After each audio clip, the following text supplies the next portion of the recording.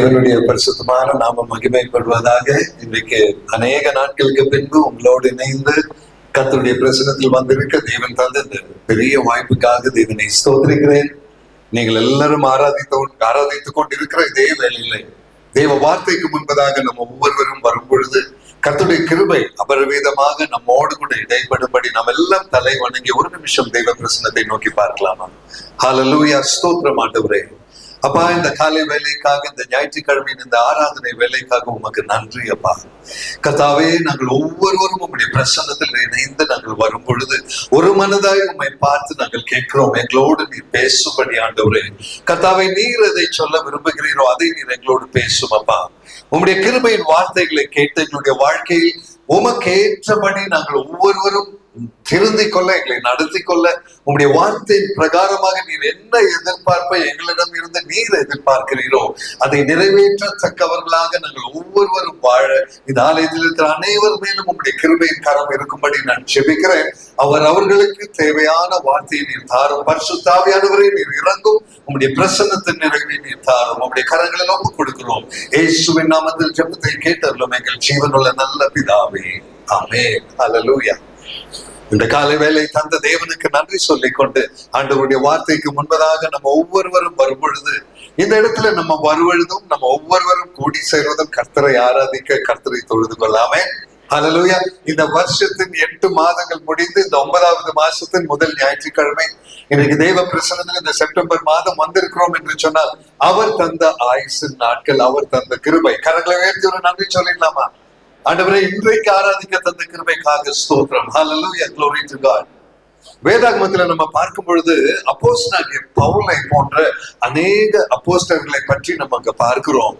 ஆனால் பவுல் அப்போஸ்தலனுடைய ஒரு விசேஷம் என்னன்னு சொன்னீங்கன்னா, எவ்வளவுதான் வாழ்க்கையில கஷ்டங்கள் இருந்தாலும் சரி, எவ்வளவுதான் வேதனைகள் இருந்தாலும் சரி, அதன் மத்தியிலும் கர்த்தருக்கு நன்றி சொல்லக்கூடிய ஒரு மனுஷனாக அவர் இருந்தார்.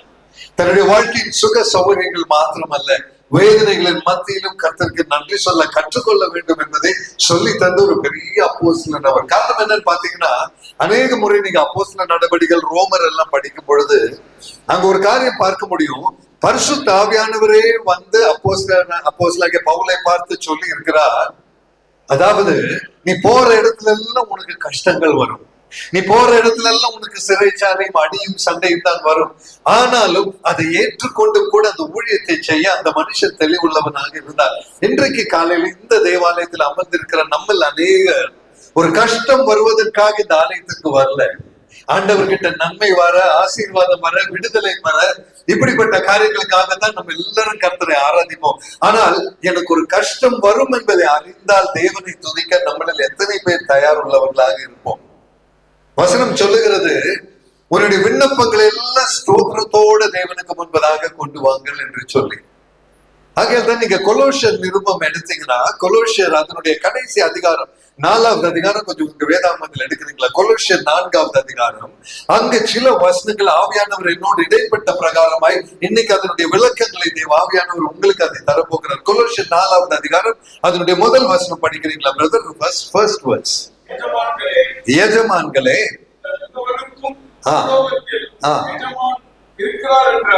உங்களுக்கும் ஒரு எஜமான் இருக்கிறார் என்பதை அறிந்து வேலைக்காரர்களுக்கு நீதியும் செம்மையுமானதை செய்யுங்கள். You know, masters, give unto your servants that which is just and equal, knowing that you also have a master in heaven. அருமையான தெய்வ ஜனமே, இந்த வசனத்தை நீங்க கொஞ்சம் கவனமா பார்க்கும்படி நான் கேட்டுக்கொள்கிறேன். எஜமான்களே, உங்களுக்கும் பரலோகத்தில் ஒரு எஜமானன் இருக்கிறார் என்பதை நீங்கள் அறிந்து, அந்த ஒரு முதல் பகுதி, அந்த முதல் 2 லைன் மாத்திரம் நீங்க படிச்சீங்கன்னா போதும். அதாவது நமக்கு மேல பரலோகத்துல தேவாதி தேவன் நமக்கு எஜமானனாக இருக்கிறார் என்பதை அறிந்து அவரிடம் நம்ம எப்படி நடந்து கொள்ள வேண்டுமோ அப்படியே தான் உனக்கு கீழே வேலை செய்யறவங்கிட்டையும் நீங்க நடந்து கொள்ள வேண்டும். ஹல்லேலூயா. கரங்களை உயர்த்தி ஒரு நன்றி சொல்லிடலாம். இன்னைக்கு மாலையில இதை கேட்கிற தெய்வ ஜனமே, பாருங்களேன், அந்த 2 லைனுக்குள்ள இருக்கிற அர்த்தங்கள் பாத்தீங்கன்னா, உனக்குள் மேட்டிமை இருக்கக்கூடாது, உனக்குள் பெருமை இருக்கக்கூடாது, நான் பெரியவர் என்ற எண்ணம் இருக்கக்கூடாது, அதிகார பதவியை நினைத்து நான் பெரியவர் என்று எண்ணக்கூடாது. அதிகாரத்தை வைத்து மற்றவன் எல்லாம் அவனெல்லாம் சின்னவன், அவனெல்லாம் பொல்லாதவன் என்று நினைக்க கூடாது, இன்னொருவனை மோசமானவன் என்று சொல்லக்கூடாது. இப்படிப்பட்ட தெளிவான காரியங்களை இந்த வசனத்திலிருந்து சொல்லி தரும் பொழுது கீழே பாருங்களேன், வேலைக்காரருக்கு நீதியும் செவையானதையும் நீங்கள் செய்யுங்கள். அப்படின்னா நம்மளை பத்தி அல்ல, மற்றவங்களுக்கு நம்ம எப்படி நடந்து கொள்கிறோம். இந்த காலையில இந்த தேவாலயத்துல அமர்ந்து இருக்கிற நம்மை பார்த்து ஆண்டவர் கேட்கிற பாருங்கள, ஆண்டவர் உங்க வேஷம், உங்க ட்ரெஸ், உங்க கலர், உங்க முடி, உங்க ஜுவல்லரி இது பார்க்கிறவர் இல்ல. கர்த்தர் தெளிவாக உங்க இருதயத்தை மாத்திரம் பார்க்கிறவர். ஹல்லேலூயா, glory to God. ஆமென்.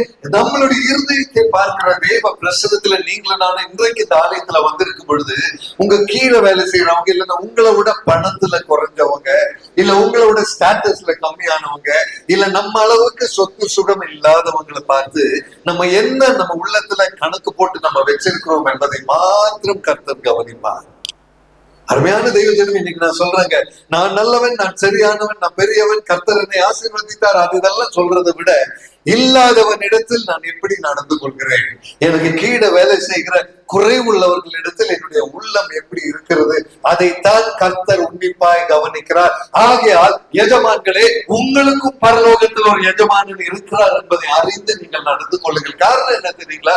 எதற்காக இப்படிப்பட்ட ஒரு வசனம் வெளிப்படுத்தின விசேஷம்? கடைசி அதிகாரம் 22வது அதிகாரம் அதனுடைய 12வது வசனத்தை படித்தோம்னா, இதோ நான் சீக்கிரமாய் வருகிறேன் என்றதான ஒரு வார்த்தை. 22:12 பிரதர், இதோ சீக்கிரமாய் வருகிறேன், அவன் அவனுடைய கிரியைகளின்படி அவனுக்கு நான் அளிக்கும் பலன் என்னோடு கூட வருகிறது. அப்படி என்றால் இங்க அமர்ந்திருக்கிற அத்தனை பேருக்கும் அந்த வார்த்தை ரொம்ப பர்சனலான வார்த்தை. உங்க வாழ்க்கையில உங்க கிரியைகள் எப்படி இருக்கோ அதுக்கு தகுதியான பலனை கர்த்தர் உங்களுக்கு தருவார். நேற்றைய தினத்துலதான் பூனே பட்டணத்துல இருந்து ஒரு சிஸ்டர் கூப்பிட்டாங்க. சாயங்காலம் 7 மணிக்கு கூப்பிட்டுட்டு அவங்களுக்கு ஒரே கம்ப்ளைண்ட் என்ன தெரியுமா? ஆண்டவருக்காக வாழ்ற பிரதர், ஜெபிக்கிற பிரதர், பைபிள் படிக்கிற பிரதர், ஏன் இந்த ஆண்டவர் இப்படி? The Lord is treating me like a puppet. கர்த்தர் என்ன ஒரு பொம்மை மாதிரி தான் நடத்துறாரு, எனக்கு எந்த நன்மையும் செய்யல. அப்பதான் நான் இந்த வெளிப்பாடு 22:12 எடுத்து சொன்னேன். சிஸ்டர், நல்லா கொஞ்சம் படிச்சு பாக்குறீங்களா? அவன் கிரியைக்கு தக்க பிரதிபலனை அவன் பெறுவான்னு போட்டிருக்கிறா. அப்படின்னா கர்த்தருக்கு நீ ஒரு பப்பெட்டுன்னு நினைச்சாலும் ஒரு பப்பெட்டுக்கான பிரதிபலனா தான் நீ பெறுவாய். கர்த்தருடைய பிரசனத்தில் அவருக்கு வேலைக்காரன் நான், அவருக்கு கீழ்ப்படிய வேண்டியவன் நான், அவர் எனக்கு எஜமானன் என்பதை நீ ஏற்றுக்கொண்டால் ஒரு எஜமானன் தருகிற பிரதிபலனை நீ பெற்றுக்கொள்வாய். கரங்களை தட்டி கர்த்தருக்கு நன்றி செலுத்தலாமா? My dear brothers and sisters, என்னுடைய உங்களுடைய உள்ளத்தில் இருந்து உன் கர்த்தரை நீ என்ன கண்ணோட்டத்துடன் நீ பார்க்கிறாய்? தேவன் யாரோ என் பிரச்சனைக்கு முடிவு தருகிறவர் மாத்திரம் அல்ல, கர்த்தர் நினைத்தால் என் வாழ்க்கையில பிரச்சனையும் கூட தருகிறவர் தான். அதை ஏற்றுக்கொள்ளக்கூடிய அளவுக்கு, ஆண்டவரே நீங்க ஒரு பிரச்சனை தந்தீங்கன்னா நான் அதை ஏற்றுக்கொள்றாப்பான்னு சொல்லக்கூடிய அளவுக்கு நம்ம இருதயத்துல ஒரு தாழ்மை இருக்கணும். ஆண்டவரே நன்மையை மாத்திரம் கேட்கிறவன் அல்ல ஆண்டவரே, ஒரு வேதனை, ஒரு கண்ணீரை ஆண்டவரே, ஒரு தொல்லையை வாழ்க்கையில் நீர் அனுமதிப்பீரானால் நீர் அறியாமல் அதை தரமாட்டீர் என்பதை அறிந்து அதை ஏற்றுக்கொள்ள உமக்கு நான் உண்மையுள்ள ஒரு தாசனாக நான் இருப்பேன். அப்பா, என் எஜமானனே, என்னை அறியாமல் நீர் அதை செய்ய மாட்டீர் என்பதை உணர்ந்து, கர்த்தாவை நீங்க அறியாமல் ஒரு முடி கூட கீழே போகாதுன்னு சொல்லி இருக்கிறீங்களே, ஹல்லேலூயா, உள்ள கையில் என்னை வரைந்திருக்கிறீன்னு சொல்லி இருக்கிறீங்களே, அந்த எஜமானனே உம்மை தொழுது கொள்ள என் வாழ்க்கையின் சூழ்நிலை அல்லப்பா, சூழ்நிலை எப்படி இருந்தாலும் சரி அதற்கு மேல நின்று கொண்டு உமக்கு நன்றியோடு உம்மை துதிக்கிற ஒரு உண்மையுள்ள தாசனாக நான் இருப்பேன் என்று சொல்லக்கூடியவர்கள் கரங்களை தட்டி கர்த்தருக்கு நன்றி செலுத்தலாமா? அந்த தேவனுக்கு கொடுக்கிற நன்றி இருதயத்தின் ஆழத்தில் இருந்து வர வேண்டும். Glory to God. என்னை கேட்கிற அருமையான தெய்வ ஜனமே, நீங்கள் நானும் சந்தர்ப்ப சூழ்நிலை வைத்து தேவனுக்கு நன்றி சொல்கிறவர்களாக இருக்கக்கூடாது. இதுதான் இந்த வார்த்தையின் அர்த்தமே. இதோ நான் வரும் பொழுது அவனுடைய கிரியைகளின் படி அவனுக்கு. அப்படின்னா சிஸ்டர், நீங்க ஒருத்தர் வெறுத்தீங்கன்னா வெறுத்தவனுக்கு ஏற்ற பிரதிபலனை நீங்க பெறுவீங்க. நீங்க ஒருத்தர் மேல அன்பு செலுத்துறீங்கன்னா அன்பு செலுத்தினதுக்கு தகுதியான பிரதிபலனை நீங்க பெறுவீங்க. அப்படின்னா கர்த்தர் இடத்துல ஒரே ஒரு அளவுகோல், நம்ம வாழ்க்கையில நம்ம இருதயத்துல நம்ம எப்படி எண்ணிக்கொள்கிறோமோ அந்த அளவுகோலை தான் கர்த்தர் நமக்கு நேராக பயன்படுத்துவார் அவருடைய வருகையினால். இன்னைக்கு ஒருவேளை அநேகரை வெறுக்கலாம், அநேகர் மேல அநேகர் நமக்கு தீங்கு செய்திருக்கலாம், அதெல்லாம் அங்க இருந்தாலும் ஒருவரோடு ஒருவர் அன்பு செலுத்துகிறவர்களாய், கிறிஸ்து உங்களை மன்னித்ததை போல அவர்களை மன்னிக்கிற அளவுக்கு ஒரு தாழ்மை நம்ம இருதயத்துல இல்லைன்னா தேவ பிரசன்னத்துக்கு முன்பதாக நீங்களும் நான் நிற்க முடியாது என்ற உண்மையை தெளிவாக உணர்ந்து கொள்ளும்படி இன்றைக்கு காலையில் ஆவியானவர் நம்மை உணர்த்துகிறார். ஆகையால நீங்கள் எஜமான்களாக இருக்கும் பொழுது உங்க முன்னால் இருக்கிறவர்களுக்கு நீங்க எப்படி நடந்து கொள்கிறீங்களோ அதை கண்டு உங்களுக்கும் ஒரு எஜமானன் மேலே இருக்கிறார் என்ற பயபக்தியோடு நீங்க நடந்து கொள்ளும்படி நம்மை உணர்த்துகிற அந்த கொலோசியர் 4வது அதிகாரம் முதல் வசனத்திற்காக நான் தேவனை ஸ்தோத்திரிக்கிறேன். ஹல்லேலூயா. அருமையான தெய்வ ஜனமே, மற்றவர்களிடம் நான் நடந்து கொள்ள வேண்டிய விதத்தை கர்த்தர் கவனமாக கவனிக்கிறார். And the Lord is watching that very, very cautiously. இன்னொரு மனுஷன் நம்ம எல்லாம் சாதாரண பேசுவோம் இல்லைங்களா, அவங்க எல்லாம் மோசமானவங்க, அவங்க எல்லாம் சரியில்லைங்க, அந்த ஒரு வார்த்தை கூட நம்ம வாயில வரக்கூடாதுங்க. மற்றவங்களை பத்தி நம்ம என்ன குறைவாய் பேசுறோமோ நியாய தீர்ப்பு நாளில் அதே குறைவை என்னை பற்றி உங்களை பற்றி கர்த்தர் பேசுவார். அதனாலதான் அவனவன் கிரியைக்கு தக்க பிரதிபலனை கொடுப்பேன் என்று சொல்லி பிரதர் கொலோசியர் 4வது அதிகாரம் 2வது வசனத்துக்கு வந்துடுவீங்களா? கொலோசியர் 4வது அதிகாரம் இடைவிடாமல் ஜெபம் பண்ணுங்கள்,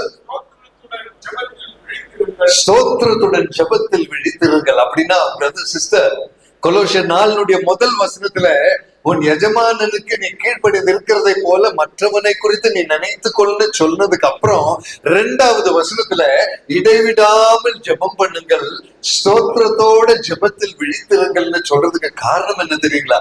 ஜெபம் இல்லாத ஒரு மனுஷனால் மற்றவனை மதிக்க முடியாது. Hallelujah, glory to God. ஜெபம் என்பது உன் வாழ்க்கையில் மிக மிக மிக முக்கியமான காரியம். அதுவும் எப்படி ஜெபம் பண்ணணும்? ஞாயிற்றுக்கிழமை சர்ச்சுக்கு வரும்பொழுது, இல்ல ஒரு பிரேயர் மீட்டிங் இருக்கும் போது, இல்ல சாயங்காலம் உன் குடும்ப ஜெபம் அப்படின்னு சொல்லவே இல்லை. எவ்வளவு நேரம் ஜெபம் பண்ணணுமாமா? இடைவிடாமல். என்ன கேட்கிற தெய்வ ஜனமே, நீ ஒரு பஸ்ல பயணம் பண்ணும்போது ஜெபம் பண்ண முடியும், நீ மார்க்கெட்ல போய் காய்கறி வாங்கும்போது ஜெபம் பண்ண முடியும், நீ வெளியில செய்யற மாதிரி சாப்பாடு தயார் பண்ணிட்டு இருக்கும்போது உன்னால ஜெபிக்க முடியும், நீ குளிச்சுட்டு இருக்கும்போது ஜெபிக்க முடியும். ஹல்லேலூயா, glory to God. நான் சொல்றேன், நிறைய இடங்கள்ல பயணம் பண்ணும்போது ஏர்போர்ட்ல ஜெபிக்க முடியும், பயணத்துல இருக்கும்போது ஜெபிக்க முடியும், நம்ம ஒரு மீட்டிங்ல நிற்கும் போது நம்மளால ஜெபிக்க முடியும். இடைவிடாமல் ஜெபம் பண்ணுங்கள், ஸ்தோத்திரத்துடனே ஜெபத்தில் விழித்திருங்கள். அருமையான தெய்வ ஜனமே, ஜெப வாழ்க்கை இல்லாதவன் தேவ சித்தத்தை செய்ய முடியாது. Hallelujah, glory to God. ஜெப வாழ்க்கை இடைவிடாமல் ஜெபிக்கிற பழக்கம் இல்லாத ஒருவன் தேவ சித்தத்தை நிறைவேற்ற முடியாது. நான் சொல்றேன் தெளிவா, இப்போ ஒரு சகோதரர் மேல எனக்கு ஒரு வெறுப்பு வரணும்னா ஜெபம் இல்லாமல் இருக்கும் பொழுதுதான் அந்த வெறுப்பு என்னில் செயல்படும். ஜெபித்து கொண்டே இடைவிடாமல் ஜெபிக்கிற ஒரு மனுஷனுக்குள் வெறுப்பு செயல்பட முடியாது. Hallelujah, glory to God. ஜெபமே ஜெயம். ஜெபம் உனக்கு தருகிற ஒரு வல்லமை உண்டு, தேவ பிரசன்னத்தில் இறங்குகிற ஒரு கிருபை உண்டு. அதனால்தான் அப்போஸ்தலனாகிய பவுல் சொல்லுகிறார், இடைவிடாமல் ஜெபம் பண்ணுங்கள். இயேசு கிறிஸ்து என்ன சொன்னார் தெரியுமா? கொஞ்சம் பாப்போமா? மார்க்கு சுவிசேஷம் 13வது அதிகாரம் அதனுடைய 33வது வசனம். மார்க்கு சுவிசேஷம் 13வது அதிகாரம் அதனுடைய 33. பாருங்க, watch and pray for you do not know when the time is. Brother படிச்சிருங்க, மார்க்கு 13:33.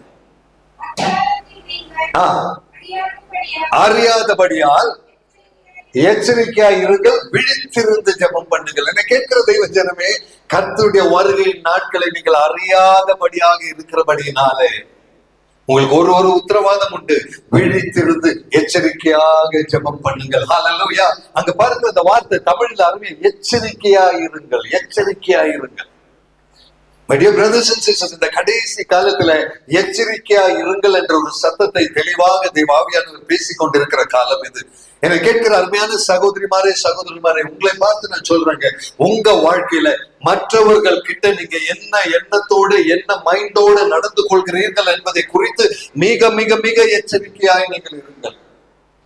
கடைசி காலத்தை பற்றி பேசுகிற மத்தேயு சுவிசேஷம் 24வது அதிகாரம் அந்த வசனத்தை நீங்கள் எடுங்க. மத்தேயு 24 அதனுடைய 6வது வசனத்தை பார்த்தீங்களா? அங்கேயும் எச்சரிக்கையா இருங்கள் என்று இருக்கு. மத்தேயு 24, 6, 7 வசனங்கள், அந்த 2 வசனங்களை நம்ம படிப்போமா? யுத்தங்களையும் யுத்தத்தின் செய்திகளையும் நீங்கள் கேள்விப்படுவீர்கள், கலங்காதபடி எப்படி இருக்கணும் பிரதர்? அந்த எச்சரிக்கையா இருங்கள் என்ற வார்த்தை பார்த்தீங்களா? இங்கேயும் உங்க ஜெபத்துல விழித்து கொண்டு எச்சரிக்கையா இருங்க. இயேசு கிறிஸ்து மார்க் 13:33 சொன்னதை இப்பதான் படிச்சோம். My dear brothers and sisters, கலங்காதபடி எச்சரிக்கையா இருங்கள். என்னை கேட்கிற தெய்வ ஜனமே, வேதாகமத்துல எங்க இந்த எச்சரிக்கையா இருங்கள் என்ற வசனம் வருகிறதோ அதெல்லாம் இயேசு கிறிஸ்து நேரடியாக சொன்ன வார்த்தை. இந்த மத்தேயு 24:6 இயேசு கிறிஸ்துவின் வார்த்தை, மார்க் 13:33 இயேசு கிறிஸ்துவின் வார்த்தை. விழித்திருந்த எச்சரிக்கையாய் ஜெபம் பண்ணுங்கள் என்று இயேசு சொல்லி இருந்தால், கடைசி காலத்தில் யுத்தத்தின் செய்திகளை கேள்விப்படுவீர்கள், கலங்காதபடி எச்சரிக்கையாக இருங்கள் என்று இயேசு சொல்லி இருந்தால், அவர் சொன்னதை கீழ்ப்படுகிற தெய்வ குழந்தை எங்கே என்று ஆவியானவர் கேட்கிற காலை வேலை இது. அவர் எச்சரிக்கையா இருந்து உங்களுக்கு எனக்கு சொல்லி போனார். அந்த எச்சரிக்கை நம்ம வாழ்க்கையில நம்ம கடைபிடிக்கிறோமா? இன்னொரு மனுஷனை பற்றி பேசுறதுல, இன்னொரு மனுஷனை பற்றி நினைக்கிறதுல, அவனை பற்றி எண்ணங்கள் நம்ம மனதில வைப்பதுல எவ்வளவு எச்சரிக்கை உள்ளவர்களாக நம்ம இருக்கிறோம் தெய்வ பிரசன்னங்கள். அருமையான தெய்வ ஜனமே, இடைவிடாமல் ஜெபம் பண்ணுங்கிறதுக்கு அர்த்தம் என்ன தெரியுமா? உனக்கு வேற எந்த யோசனை வராம இரு, நீ ஜெபிச்சுட்டே இருமா, நீ ஜெபிச்சுட்டே இருங்க. ஹல்லேலூயா. நீ ஜெபிச்சுட்டே ஸ்தோத்திரம் பண்ணிட்டே இருக்கும்போது அனாவசியமான சிந்தைக்கு ஒரு செகண்ட் கூட உன் வாழ்க்கையில கொடுக்காத, அதற்காக இடைவிடாமல் ஜெபம் பண்ணு. ஹல்லேலூயா, glory to God. ஜெபிக்கிற ஒருவனால் மற்றவனை வெறுக்க அவனுக்கு டைம் இல்லைங்க. ஜெபிக்கிற ஒருவனுக்கு மற்றவனை கீழ்த்தனமாய் காண டைம் இல்லைங்க. You cannot look down on somebody if you are a prayerful person. எனக்கு கர்த்தர் கற்பித்து தருகிற சுபாவம் இது. என்னுடைய வாழ்க்கையில் நான் கற்றுக்கொண்ட சுபாவம் இது. மற்றவர்களை பற்றி நிறைய குற்றங்கள் பேசுறாங்க, அதுக்கான வாய்ப்பு நம்ம சுத்தி இருக்குங்க, டெய்லி இருக்குங்க. குறைகள் இல்லாத மனுஷனே இல்ல. குற்றம் சொல்லணும்னா சொல்லிட்டே இருக்கலாங்க. ஆனா சொல்லிட்டே இருக்கலாம் இருக்கிற அந்த குற்றங்களை சொல்லாமல் இருக்க ஒரு தேவ கிருபை கர்த்தர் தருவார். ஹல்லேலூயா. Receive it in the name of Jesus. அதுதான் தெய்வீக அபிஷேகம். என கேட்கிற தெய்வ ஜனமே, அபிஷேகம் என்பது சும்மா அந்நிய பாஷையை பேசுறதும் ஏதோ பல வரங்களை பெறுவது அல்ல. அபிஷேகம் என்பது நீ நீதியோடும் நேர்மையோடும் நடந்து கொள்ளக்கூடிய வாழ்க்கையை கிருபை பெறுவது. Glory to God. அதுதான் தெய்வ கிருபை. ஹல்லேலூயா. இயேசு கிறிஸ்துவை அடித்தார்கள், இடித்தார்கள், சிலுவையில் அறைந்தார்கள். அங்கு நின்று அவர் சொன்ன ஒரே வார்த்தை, பிதாவே இவர்களை மன்னியும். ஹல்லேலூயா. அதற்கு பெயர் அபிஷேகம். Glory to God. ஆமென். அந்த இயேசுவின் பிரசன்னத்தை கண்டு கற்றுக்கொள்ள, அவர் சொல்லி தருகிற காரியங்களை நம்மளுடைய வாழ்க்கையில் நாம் ஏற்றுக்கொள்ள, பிறனை மன்னிக்க நம்ம எத்தனை பேர் தயார் உள்ளவர்களாக இருக்கிறோம்? பிறருடைய குற்றங்களை காணாமல் வாழ, ஆண்டவரே அவனுக்கு குற்றம் இருந்தாலும் பரவாயில்ல, நான் அவனை மன்னித்து நேசித்து உமக்கென்று உம்முடைய வார்த்தைக்கு கீழ்ப்படுகிறேன், ஏனென்றால் நீர் எனக்கு எஜமானனாக இருக்கிறீர்கள் என்பதை அறிந்து, எஜமானனே உமக்கு மகிமை செலுத்த என்னுடைய வாழ்க்கையில் அந்த மாற்றத்தை நான் ஏற்றெடுக்கிறேன் என்று சொல்லக்கூடியவர்கள் தெய்வ பிரசன்னத்திலே சற்று உங்களை தாழ்த்துவீங்களா? இன்னைக்கு காலை வேளையில் அருமையான தெய்வ ஜனமே, நீ நல்லவன் என்று காண்பிக்க பிறரை மன்னிக்க தேவையில்லை. நீ பரிசுத்தவான் என்று காண்பிக்க பிறரை ஏற்றுக்கொள்ள தேவையில்லை. உன் எஜமானனுக்கு மரியாதை செலுத்த நீ பிறரை ஏற்றுக்கொள்வாயா? ஹல்லேலூயா. அதனாலதான் வார்த்தை சொல்லுகிறது, இந்த சிறியவனில் ஒருவனுக்கு நீ செய்ததை நீ எனக்கு செய்தா என்று கர்த்தர் சொல்லுவாங்க.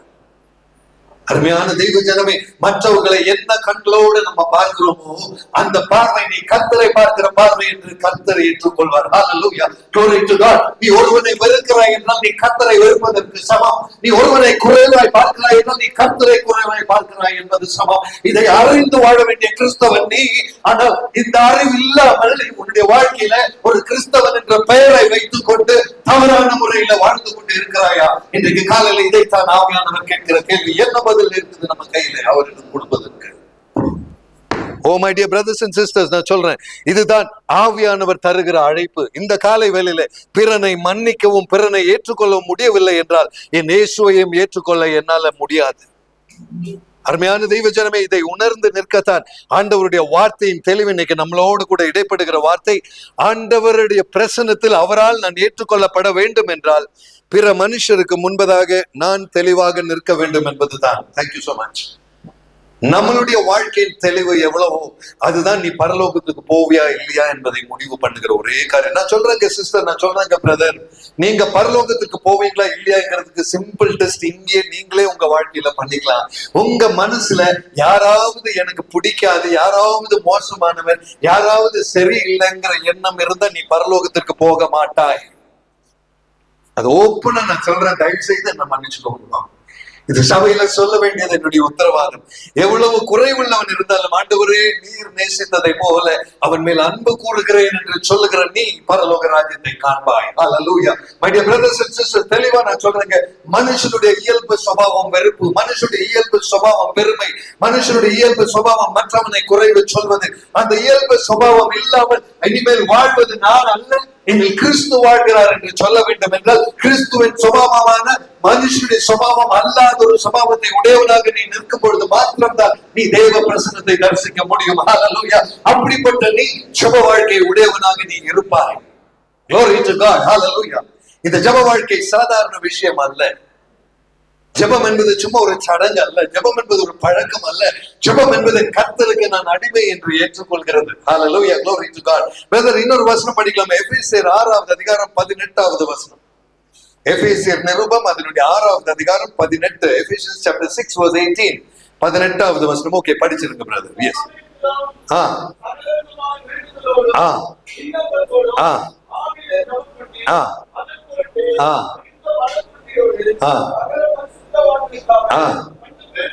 ஆ அப்படின்னா யாருக்காக வேண்டுதல் பண்ணணும் பாஸ்டர்? சகல பரிசுத்தவான்களுக்காக பண்ணும் வேண்டுதலோடும். அப்படின்னா என்ன கேட்கிற அருமையான சகோதரி சகோதரி, நீங்களும் நானும் பிறனுக்காக ஜெபிக்கிற சுபாவம் உடையவர்களாக நம்ம இருக்கிறோமா?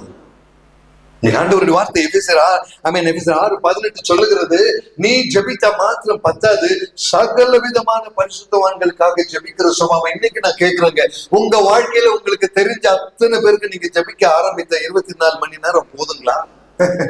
பத்தாது. அதற்கு அர்த்தம் தான் இடைவிடாமல் ஜெபம் பண்ணுங்கள் என்பது. தெரிஞ்ச ஒவ்வொரு மனுஷனுக்கு, ஒருவேளை உங்களுடைய போன்ல இருக்கிற கான்டாக்ட் லிஸ்ட் அத்தனை பேருக்கு முன்னால ஜெபிக்க முடியுமா? இன்னைக்கு ஆவியானவர் இதைத்தான் கேட்கிறார். உன் கீழே வேலை செய்யறவனும் சரி, உன் முதலாளியும் சரி, உன் அக்கம் பக்கத்தினரும் சரி, உன் கம்பெனியில இருக்கிறவங்களும் சரி, உன் சர்ச்சுக்கு வர்றவங்களும் சரி, உன்னுடைய ஸ்கூல்ல படிச்சவங்களும் சரி, உன் கூட காலேஜ்ல இருந்தவங்களும் சரி, அவங்க உனக்கு தெரிஞ்ச ஒரு மனுஷன் இருந்து அந்த மனுஷனுக்காக ஜெபிக்க உன்னால் முடியுமா? அந்த வசனத்தை பாருங்களேன். praying always with all prayer and supplication in the spirit and watching thereunto with all the saints. எல்லா தேவ குழந்தைகளுக்காக ஜெபிக்கும்படி. தமிழ்ல பாருங்களேன், அதன் பொருட்டு மிகுந்த மன உறுதியோடும் சகல பரிசுத்தவான்களுக்காகவும் பண்ணும் வேண்டுதலோடும் விழித்துக் கொண்டிருங்கள். அப்படின்னா நீ மற்றவங்களுடைய பரிசுத்தத்திற்காக நீ ஜெபிக்கிறவனாக நீ காணப்பட வேண்டும். ஹல்லேலூயா. கரங்களை உயர்த்தி ஒரு நன்றி சொல்லிக்கலாமா? இப்படிப்பட்ட வார்த்தைகளை ஆண்டவர் தரும் பொழுது, அருமையான தெய்வ ஜனமே, தயவு செய்து இதை புரிந்து கொள்கிற நீங்கள் இது உங்களுடைய வாழ்க்கையின் கடமை என்பதை உணர்ந்து கொள்ளும்படி தேவாவியானவர் அதை உணர்த்த சொல்கிறார். It is our responsibility to pray for other people.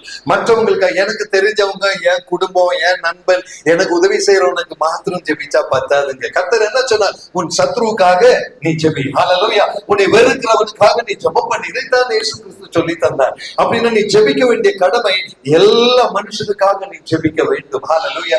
நீ காலையில நான் ஒரு காரியம் கேட்கல, நம்ம எல்லாம் எந்திரிச்சு சர்ச்சுக்கு வந்தோம். எத்தனை பேர் உங்க வீட்டுக்கு பால் போடுற அம்மாவுக்காக ஜெபிச்சீங்க? எத்தனை பேர் உங்க வீட்டுல நியூஸ் பேப்பர் போடுறவங்களுக்காக, இல்ல பெரிய அபார்ட்மெண்ட்ல இருந்து வந்த அந்த செக்யூரிட்டி கார்டுல நிக்கிற வாட்ச்மேனுக்காக ஜெபிச்சீங்களா? இதெல்லாம் நம்ம செய்ய மாட்டோமே. நம்ம வேலை கிடையாது. நம்ம யாருக்காக ஜெபிச்சோம் தெரியுமா? ஆண்டவரே, என் கணவர், என் குழந்தை, என் மனைவி, என்னுடைய பிசினஸ், என் பணம், இதுக்காக ஜெபிச்சுட்டு முடிஞ்சா எங்க சர்ச்சில் வர்றவங்க அது ஒரு அட்ஜஸ்ட்மெண்ட் சும்மா அப்படியே சேர்த்து வச்சுட்டு ஒரு ஜெபத்துக்காக ஒரு ஃபார்மாலிட்டிக்காக ஜெபிச்சுட்டு வந்திருக்கிறோம். இன்னைக்கு காலையில ஆவியானவர் கேட்கிற கேள்வி, மற்றவனுக்காக ஜெபிக்க முடியாத நீ எப்படி ஆண்டவருடைய வார்த்தைக்கு கீழ்ப்படிந்தவன் என்ற பதவியை நீ பெற முடியும்? இதுதான் பரிசுத்தாவியானவர் கேட்கிற கேள்வி. மிக தெளிவான கேள்வி. என்ன கேட்கிற தெய்வ ஜனமே, மற்றவனுக்காக ஜெபிக்க எனக்கு நேரம் இல்லை, எனக்கு டைம் இல்லை, எனக்கு சௌகரியம் இல்லை, எனக்கு தேவையில்லை, அவனுக்காக ஜெபித்து எனக்கு என்ன பிரயோஜனம் என்று நினைக்கிற சாதாரண மனுஷன் நான். ஆனா ஆண்டவர் சொல்லுகிறார், பிறனுக்காக ஜெபிக்க நீ கற்றுக்கொள். அருமையான தெய்வ ஜனமே, இடை விடாமல் ஜெபிக்கிற சுபாவம் உண்டென்றால் உன் சொந்த காரியத்திற்கு ஜெபிக்க அல்ல, மற்றவனுடைய தேவைகளுக்காக ஜெபிப்பாயா? ஹல்லேலூயா. வாழ்க்கையின் அனுபவத்திலிருந்து சொல்றாங்க, உன் வாழ்க்கையில 150 பிரச்சனை இருக்கும் பொழுது அதை விட்டுட்டு மற்றவனுடைய ஒரு பிரச்சனைக்கு ஜெபிக்க நீ ரெடி ஆவாயா? ஹல்லேலூயா. கரங்களை உயர்த்தி தேவனுக்கு ஒரு நன்றி செலுத்தலாமா? ஆண்டவரே, அடுத்த பிரச்சனைக்கு ஜெபிக்க கிருபை தாங்க, என் பிரச்சனை இருக்கட்டும் ஆண்டவர் என்று சொல்லக்கூடிய கிருபை பெற்றிருக்கிறாயா? This is Christian life, brother. என் பிரச்சனைக்காக ஜெபிப்பதுல பெரிய அர்த்தம் இல்லைங்க. மற்றவனுடைய பிரச்சனைக்காக ஜெபிக்கிறது, அதுக்கு ஒரு மனசு வேணுங்க, அதுக்கு ஒரு இருதயம் வேணுங்க. இயேசு கிறிஸ்து சிலுவையில் தொங்கும்போது பிதாவை பார்த்து என்ன ரட்சிங்கன்னு சொல்லலைங்க. அவர் பார்த்து இவர்களை மன்னிங்க பிதாவை, தெரியாம பண்ணிட்டாங்கன்னு தாங்க அவர் ஜெபித்தார். அருமையான தெய்வ ஜனமே, வேதனை மத்தியில் அவர் தமக்காக மன்றாடின ஒரு இயேசுவை நீங்க காண மாட்டீங்க. ஹல்லேலூயா. வேதனையின் மத்தியில் பிறனை மன்னித்த இயேசுவை நீ காண்பாய். Glory to God. ஹல்லேலூயா. உன்னுடைய வேதனையின் மத்தியில் நீ பிறருக்கு ஆசீர்வாதத்துக்காக ஜெபிக்கிற சுபாவம் கிறிஸ்துவனுடைய அடையாளம் உனக்குள் உண்டா என்று ஆவியானவர் இந்த காலையில கேட்கிறார். அது இல்லாத நீ என்ன கிறிஸ்தவ வேஷம் போட்டுக்கொண்டு நடக்கிறாய்? இது தெய்வ பிரசன்னத்தில் செல்லாத போலி கிறிஸ்தவ வாழ்க்கை அல்லவா? அருமையான தெய்வ ஜனமே, கொலோசியர் 3வது அதிகாரம் அதனுடைய 3வது வசனம் படிக்கிறீங்களா? அப்போஸ்தலனாகிய பவுல் பாருங்களேன், அங்க ஜெபிக்க சொல்லிட்டு இப்ப என்ன ஜெபம் கேட்கிறாருன்னு கொஞ்சம் பாக்குறீங்களா? கொலோசியர் 4வது அதிகாரம் 3வது வசனம். கொலோசியர் 4:3. எஸ், கிறிஸ்துவனுடைய ரகசியத்தின் நிமித்தம். ஒரே நிமிஷம் பிரதர், அப்படியே நில்லுங்களேன். கிறிஸ்துவனுடைய ரகசியத்தை தெரிந்தவன் அப்போஸ்தலனாகிய பவுல். அதன் நிமித்தம் அவன் வாழ்க்கையில ஆசீர்வாதமா இல்ல கட்டுகளா? நீங்க இதைத்தான் கவனிக்கணுங்க. அதாவது பாருங்க, வெட்கம் இல்லாம அப்போஸ்தலனாகிய பவுல் எழுதுகிற எந்த மறைவும் இல்லைங்க. ஒருவேளை சாஜி ஏப்ரஹாம் பிரதர் இங்க வருகிறார், பெரிய பிரசங்கம் பண்ணுகிறார், அவர் வாழ்க்கையில எல்லாம் ஐஸ்வர்யமா இருக்குன்னு நினைக்கிறீங்களா? கண்டிப்பா கிடையாது. இங்க ஒரு பாஸ்டர் இருக்கிறார், பிரசங்கம் பண்ணுகிறார், ரொம்ப பாஸ்டர்னா எல்லாம் ரொம்ப பெரிய ஆளுங்க, அவங்களுக்கு எல்லாம் ஒரு பிரச்சனை இல்லைன்னு நினைக்கிறீங்களா? கண்டிப்பா இல்ல. அப்போஸ்தலனாகிய பவுல் தெளிவா பாருங்க, கிறிஸ்துவனுடைய ரகசியத்தின் நிமித்தம் கெட்டப்பட்டு இருக்கிறனா. That means என் வாழ்க்கையில எனக்கு நான் நினைக்கிற சுக சௌகரியம் எனக்கு கிடைக்கலன்னு அப்போஸ்தலனாகிய பவுல் சொல்லுகிறாருங்க. இந்த வசனத்தை படிக்கும்போது நீங்க புரிஞ்சுக்கணும், கிறிஸ்துவனுடைய பிரசன்னத்தில் இடைவிடாமல் ஜெபிங்கள்னு சொன்ன அந்த மனுஷனுடைய வாழ்க்கையிலேயே கட்டுக்கள் இருக்கா இல்லையா? தயவு செய்து இதை நீங்க புரிஞ்சுக்கணுங்க. கட்டுக்களை வைத்து ஜெபிக்காமல் இருக்க வேண்டியவன் அல்ல நீ. ஹல்லேலூயா. உன்னுடைய வாழ்க்கையின் பிரச்சனைகளை வைத்துக் கொண்டு நீ ஜெபத்தை தடை என்று சொல்லாதே. நமக்கு எல்லாம் இருக்கிற ஒரு பழக்கம் இருக்கு இல்லையா? பாஸ்டர், வயிற்று வலி வந்துருச்சு, ஜெபிக்க முடியல பாஸ்டர், எனக்கு என்னமோ மாதிரி இருக்கு, பைபிள் படிக்க முடியல, இந்த சாக்கு போக்க சொல்றவங்க தான் நம்ம எல்லாருமே.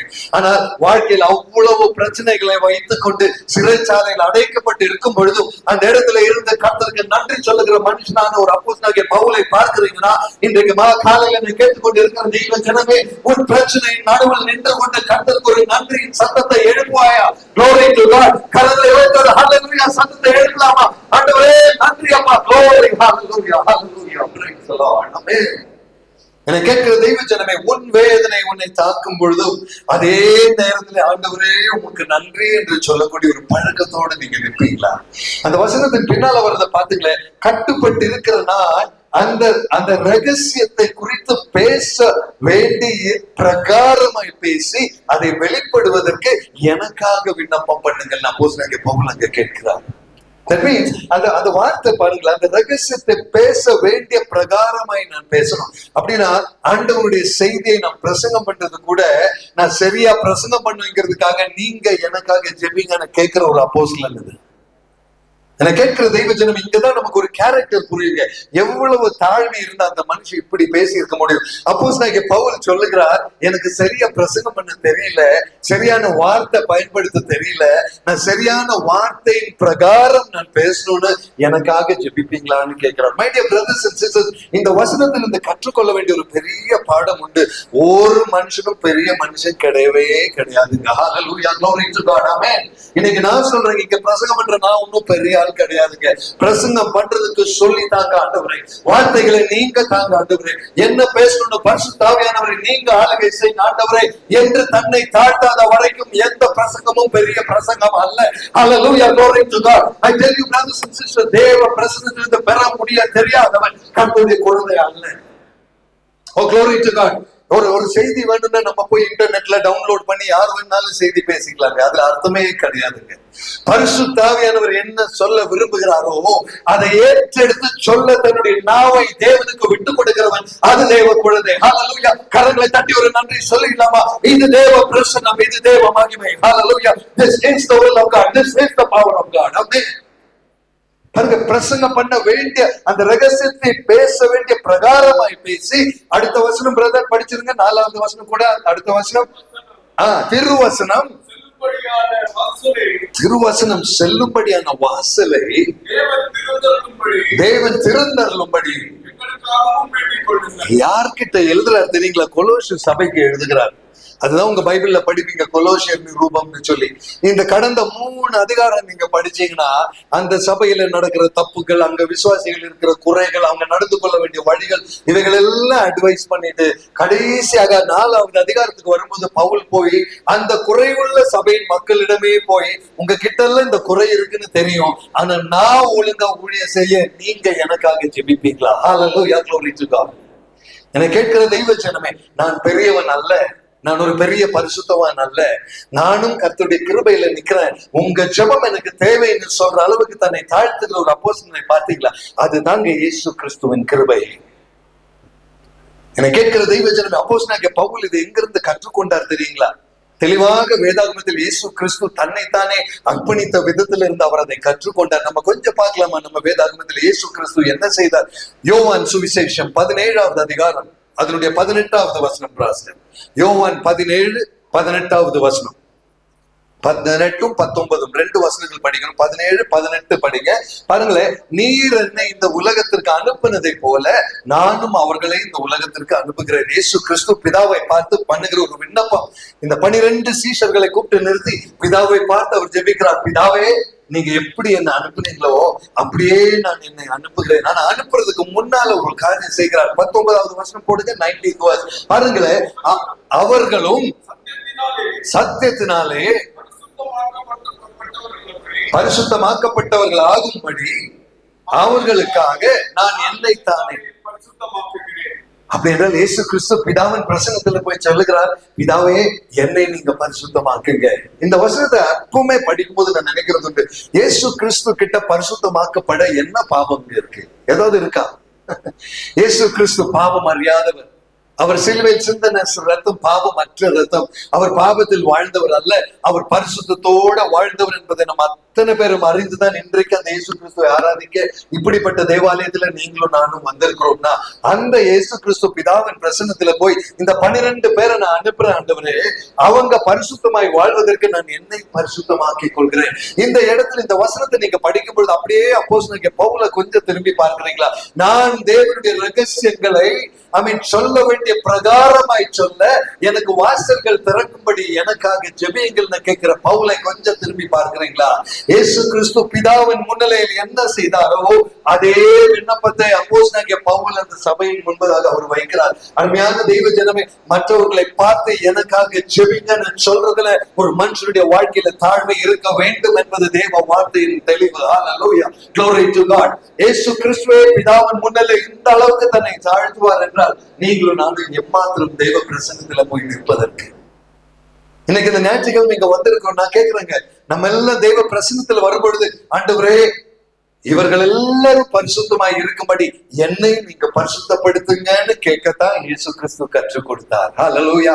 மற்றவர்களுடைய பரிசுத்தத்திற்காக நான் என்னை பரிசுத்தமாக்கி கொள்ள வேண்டும். இந்த பாடத்தை தெளிவாக நீங்க ஒவ்வொருவரும் இதை உணர்ந்து கொள்ளும்படி ஆவியானவர் எதிர்பார்க்கிறார். My dear brothers and sisters, நம்ம எல்லாம் நினைக்கிறோம் நான் பரிசுத்தமாய் வாழ்ந்தா நான் பரலோகத்திற்கு போயிடுவேன். இப்படிதான் நம்ம நினைச்சிட்டு இருக்கிறோம். நீ பரலோகத்திற்கு போறதுக்கு அல்ல உன்னுடைய பரிசுத்தம், நீ மற்றவனுடைய பரிசுத்தத்துல நடந்து கொள்ள அவர்களுக்கு உதவி செய்ய நீ பரிசுத்தமாய் வாடு என்று கர்த்தர் சொல்கிறார். ஹல்லேலூயா. கரங்களை உயர்த்தி நன்றி செலுத்துவோம். glory to God. ஆமென். நான் பரிசுத்தமாய் வாழ்வது, என்னுடைய வார்த்தை சுத்தம் இருப்பது, என்னுடைய கிரியையில் தெளிவு இருப்பது என்னை சுத்தவான் என்று காண்பிக்க அல்ல, மற்றவர்களுக்காக நான் ஜெபிக்கப்படுது. கர்த்தர் அந்த ஜெபத்தை ஏற்றுக்கொள்ளும்படி அவர் பிரசன்னத்திலே இடைவிடாமல் ஜெபிக்கிற ஒரு பரிசுத்தவானாய் நான் நிற்கும் பொழுது மாத்திரம் தான் மற்றவனுக்காக நான் ஜெபிக்க முடியும். இன்று மாலை தெளிவாக இந்த கால வேளையில நான் சொல்றேங்க, உன் ஜெபத்தை கர்த்தர் ஏற்றுக்கொள்ள வேண்டும் என்றால், பிறரை கர்த்தர் தொட வேண்டும் என்றால் நீ பரிசுத்தவானாய் நடந்து கொள்ள வேண்டும். ஹல்லேலூயா. யோபுவின் புஸ்தகம் 25வது அதிகாரத்தின் கடைசி வசனம் படிக்கிறீங்களா? யோபு 25 அதனுடைய 30வது வசனம் எடுத்து படிங்க ப்ளீஸ். குற்றமற்றிராதவனையும் அவர் விடுவிப்பார் என்ற அந்த வார்த்தை அருமையான ஒரு வார்த்தை. அது யோபு 25:30. 25 no? Job 25. Sorry, Job 22, I think 22, yeah, Job chapter 22. இதுதான் 22:30. குற்றமற்றிராதவனையும் கூட தப்பு வைப்பார், உம்முடைய கைகளின் சுத்தத்தின் நிமித்தம் அவன் விடுவிக்கும், அவன் தப்பி போவான். பிரதர், அந்த செகண்ட் பாகம் பார்த்தீங்களா? உன்னுடைய கையின் சுத்தத்தின் நிமித்தம் தான் ஒருத்தன் தப்பி போவான். என கேட்கிற தெய்வ ஜனமே, நரகத்தின் வாசலில் இருந்து நித்திய தண்டனையில் இருந்து இன்னொருத்தர் தப்பிக்கணும்னா அதுக்கு உன்னுடைய ஜெபம் தேவை. ஹல்லேலூயா, glory to God. ஆமென். கரங்களை வைத்து ஒரு நன்றி சொல்வீங்க இந்த வார்த்தைக்காக. மை டியர் பிரதர் சிஸ்டர், நீ ஜெபிக்கும் பொழுது கர்த்தர் ரட்சிப்பு கொடுக்கிற சில ஜனங்கள் உண்டு. ஆனால் அப்படிப்பட்ட ஜெபத்தை ஏற்றெடுக்கும் அளவுக்கு உன்னுடைய கை சுத்தமாய் இருக்கிறதா? இன்னைக்கு காலையில் ஆவியானவர் கேட்கிற, உன் கை சுத்தமா இருக்கிறதா? இன்னைக்கு நான் தெளிவா கேட்கிறேன். இன்னைக்கு சபையை பார்த்து எத்தனை பேர் உண்மையா மனசாட்சிக்கு சத்தியமா உங்க கையை உயர்த்த முடியும்? என் வாழ்க்கை, என் கையெல்லாம் சுத்தமா இருக்கு பாஸ்டர், ஆண்டவருக்கு நன்றி சொல்ல நான் கரங்களை உயர்த்துறேன்னு சொல்லக்கூடியவங்க மாத்திரம் கொஞ்சம் உயர்த்துறீங்களா? ஏன் நம்மளால் அது சொல்ல முடியவில்லை? என் கை சுத்தமா இருக்குன்னு எனக்கே சொல்ல முடியாத அளவுக்கு நான் அப்படிப்பட்ட வாழ்க்கை நான் வாழ்கிறேனா? அப்படி என்றால் ஐயோ பரிதாபம் அல்லவா? இன்னைக்கு தெளிவா நான் கேட்கிறேங்க. நிறைய பிரசங்கம் கேட்கிறோம், நிறைய ஜெபிக்கிறோம், நிறைய பைபிள் படிக்கிறோம், நல்ல பெரிய கிறிஸ்தவன்னு சொல்றோம், நம்ம எல்லாம் என்னென்னமோ பண்றோம். ஆனா என் கை சுத்தமா இருக்குன்னு என்னால சொல்ல முடியலன்னா நான் என்ன கிறிஸ்தவன்? நான் தயவுசெய்து இந்த ஒரு கேள்விக்கு முன்னால ஆழ்வியாளருக்கு முன்பதாக கொடுக்க பதில் உண்டா வாழ்க்கையில? நீங்க எவ்வளவோ பெரியவங்களா இருங்க, நீங்க பெரிய சொத்து சம்பாதிச்சு பெரிய ஆளா இருங்க, உங்களை பார்த்து சல்யூட் அடிக்கிறவங்க ஊரெல்லாம் இருக்கட்டும், கை சுத்தமா இல்லைன்னா தெய்வ பிரசனத்தில் நிற்க முடியுமா? அருமையான தெய்வ ஜனமே, இன்னைக்கு காலையில இதைத்தான் ஆவியானவர் உணர்த்த விரும்புகிறார். என் கர்த்தருடைய முன்னிலையில் நான் பரிசுத்தம் இல்லாமல் நான் நிற்க முடியாது. வார்த்தை என்ன சொல்லு? நான் பரிசுத்தராய் இருக்கிறதை போல நீங்களும் நீங்களும் பரிசுத்தராய் இருங்கள். அது கர்த்தருடைய எதிர்பார்ப்பு. அதற்குத்தான் உங்களை படைத்தார், அதற்குத்தான் உங்களை உருவாக்கினார், அதற்குத்தான் இந்த ஞாயிற்றுக்கிழமை இந்த சபை, இந்த ஆராதனை. நீங்களும் நானும் பரிசுத்தராய் வாழ, பரிசுத்தம் என்பதை தவிர வேறொரு அழைப்பு நம்ம வாழ்க்கையில கிடையாதுங்க. 1 தெசலோனியர் 4வது அதிகாரத்தின் 7வது வசனம், அது அடிக்கடி நான் சொல்லுகிற வசனம். தேவன் நம்மை அசுத்தத்திற்கு அல்ல பரிசுத்தத்திற்கென்றே அழைத்திருக்கிறார். ஹல்லேலூயா, glory to God. ஆமென். தேவன் நம்மை அசுத்தத்திற்கு அல்ல பரிசுத்தத்திற்கே அழைத்திருக்கிறார். என்னை கேட்கிற தெய்வ ஜனமே, இப்படி ஒரு வசனம் உங்க பைபிள்ல இருக்குன்னா, நீ வாழ்ற வாழ்க்கைக்கு இதுக்கு சம்பந்தம் இல்லாம இருக்குன்னா, என்ன பதில் நீ தெய்வ பிரசன்னத்துல கொடுக்க போகிறாய்? இதை தெளிவாக இன்றைக்கு காலையில் ஆவியானவர் கேட்கிற கேள்வி என்பதை உணர்ந்துதான் நான் பேசுகிறேன். தேவன் உன்னை அழைத்து, God has not called you unto uncleanness, then why are you carrying that uncleanness in your life? தேவன் உன்னை அசுத்தத்திற்கு அல்ல என்றால் ஏன் அந்த அசுத்தம் உன் வாழ்க்கையில? ஏன் அந்த பொறாமை? ஏன் அந்த கோபம்? ஏன் அந்த எரிச்சல்? ஏன் அந்த பெருமை? ஏன் அந்த கபட புத்தி? ஏன் மற்றவனை குறை பார்க்கிற எண்ணங்கள்? ஏன் தவறான வார்த்தைகள்? அந்த அசுத்தம் ஏன் உன் வாழ்க்கையில? காலையில் ஆவியானவர் கேட்கிற கேள்விக்கு பதில் சொல்ல முடியாதவனாக நிற்கிறவன் விசுவாசி என்று அழைக்கப்பட தகுதி அல்ல.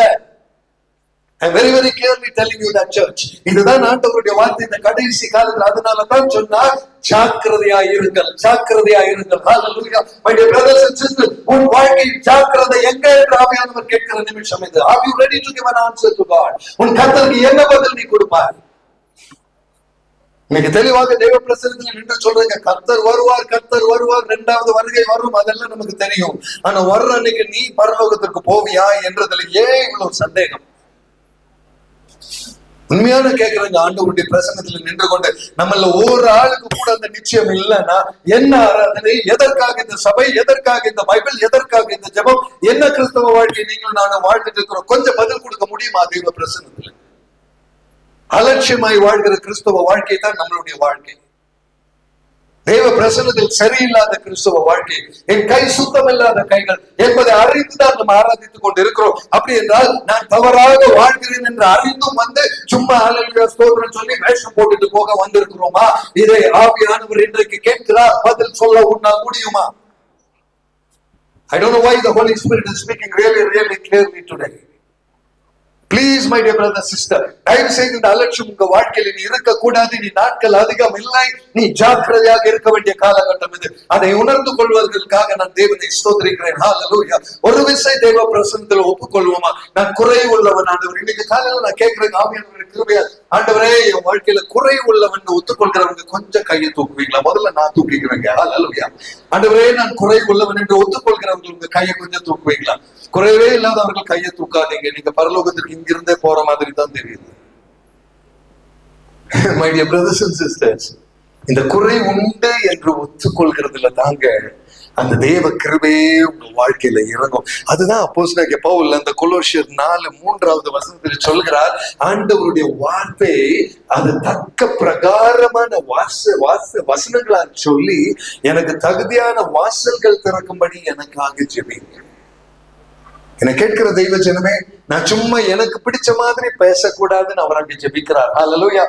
கொலோசியர் 4:3 பாருங்களேன். ரகசியத்தை பேச வேண்டிய பிரகாரமாய் பேசி அதை வெளிப்படுத்துவதற்கான வாசல்கள் எனக்காக திறக்கப்பட நீங்கள் எனக்காக ஜெபிங்க. அப்படின்னா நான் நினைச்ச இடத்துல போய் பேசக்கூடாது, நான் நினைச்ச பிரகாரம் பேசக்கூடாது, எனக்கு தெரிஞ்சதை பேசக்கூடாது. கர்த்தர் எதை சொல்கிறாரோ அதை சொல்ல வேண்டும். ஆமென். Glory to God. இன்னைக்கு இந்த சபைக்கு கர்த்தர் பேசிக் கொண்டிருக்கிறார். விசுவாசிக்கிறவர்கள் கரங்களை தட்டி கர்த்தருக்கு ஒரு நன்றி செலுத்தலாமா? Oh, receive it in the name of Jesus today. Hallelujah. இது தேவ சத்தம். இது இந்த சபைக்கு நேராக என கேட்கிற சகோதரிய சகோதரன்மாரே, இனிமேலாவது ஒரு அலட்சியமான வாழ்க்கை வேண்டாம். இது தயவு செய்து ஆவியானவர் உங்களை பார்த்து பண்ணுகிற விண்ணப்பம் என்று ஏற்றுக்கொள்வீங்களா? பிளீஸ். கர்த்தர் அவ்வளவாய் உங்களை நேசிக்கிறதுனால இந்த வார்த்தையை நீங்க தருகிறார். பிரதர், ரோமர் 16:25 கொஞ்சம் படிக்கிறீங்களா? ரோமர் 16வது அதிகாரம் அதனுடைய 25வது வசனம். Yes, 16 and 25. 16:25. யா, பாருங்க, படிங்க பிரதர். ஆதி காலம் முதல் படிங்க.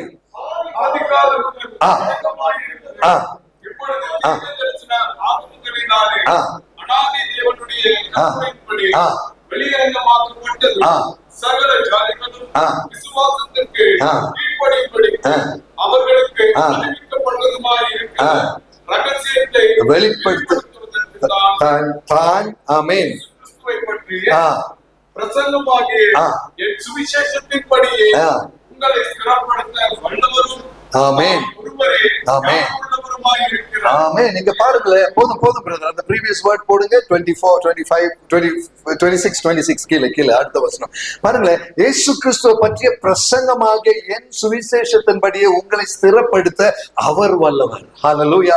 பவுல் சொல்லுகிறார் பாருங்க, என் பிரசங்கத்தினால நீங்க ஸ்திரப்படுத்த போறதில்ல, அவரை பற்றின சுவிசேஷத்தை நான் சொல்லும் பொழுது அவர் உங்களை ஸ்திரப்படுத்துவார். இன்னைக்கு காலையில இந்த சபையில நான் சொல்றேங்க, கர்த்தர் உங்களை ஸ்திரப்படுத்த தருகிற வார்த்தைகள் இது. ஹல்லேலூயா. அதை ஒத்துக்கொள்கிறவங்க கரங்களை உயர்த்தி ஒரு நன்றி சொல்றீங்களா? Glory to God. Hallelujah.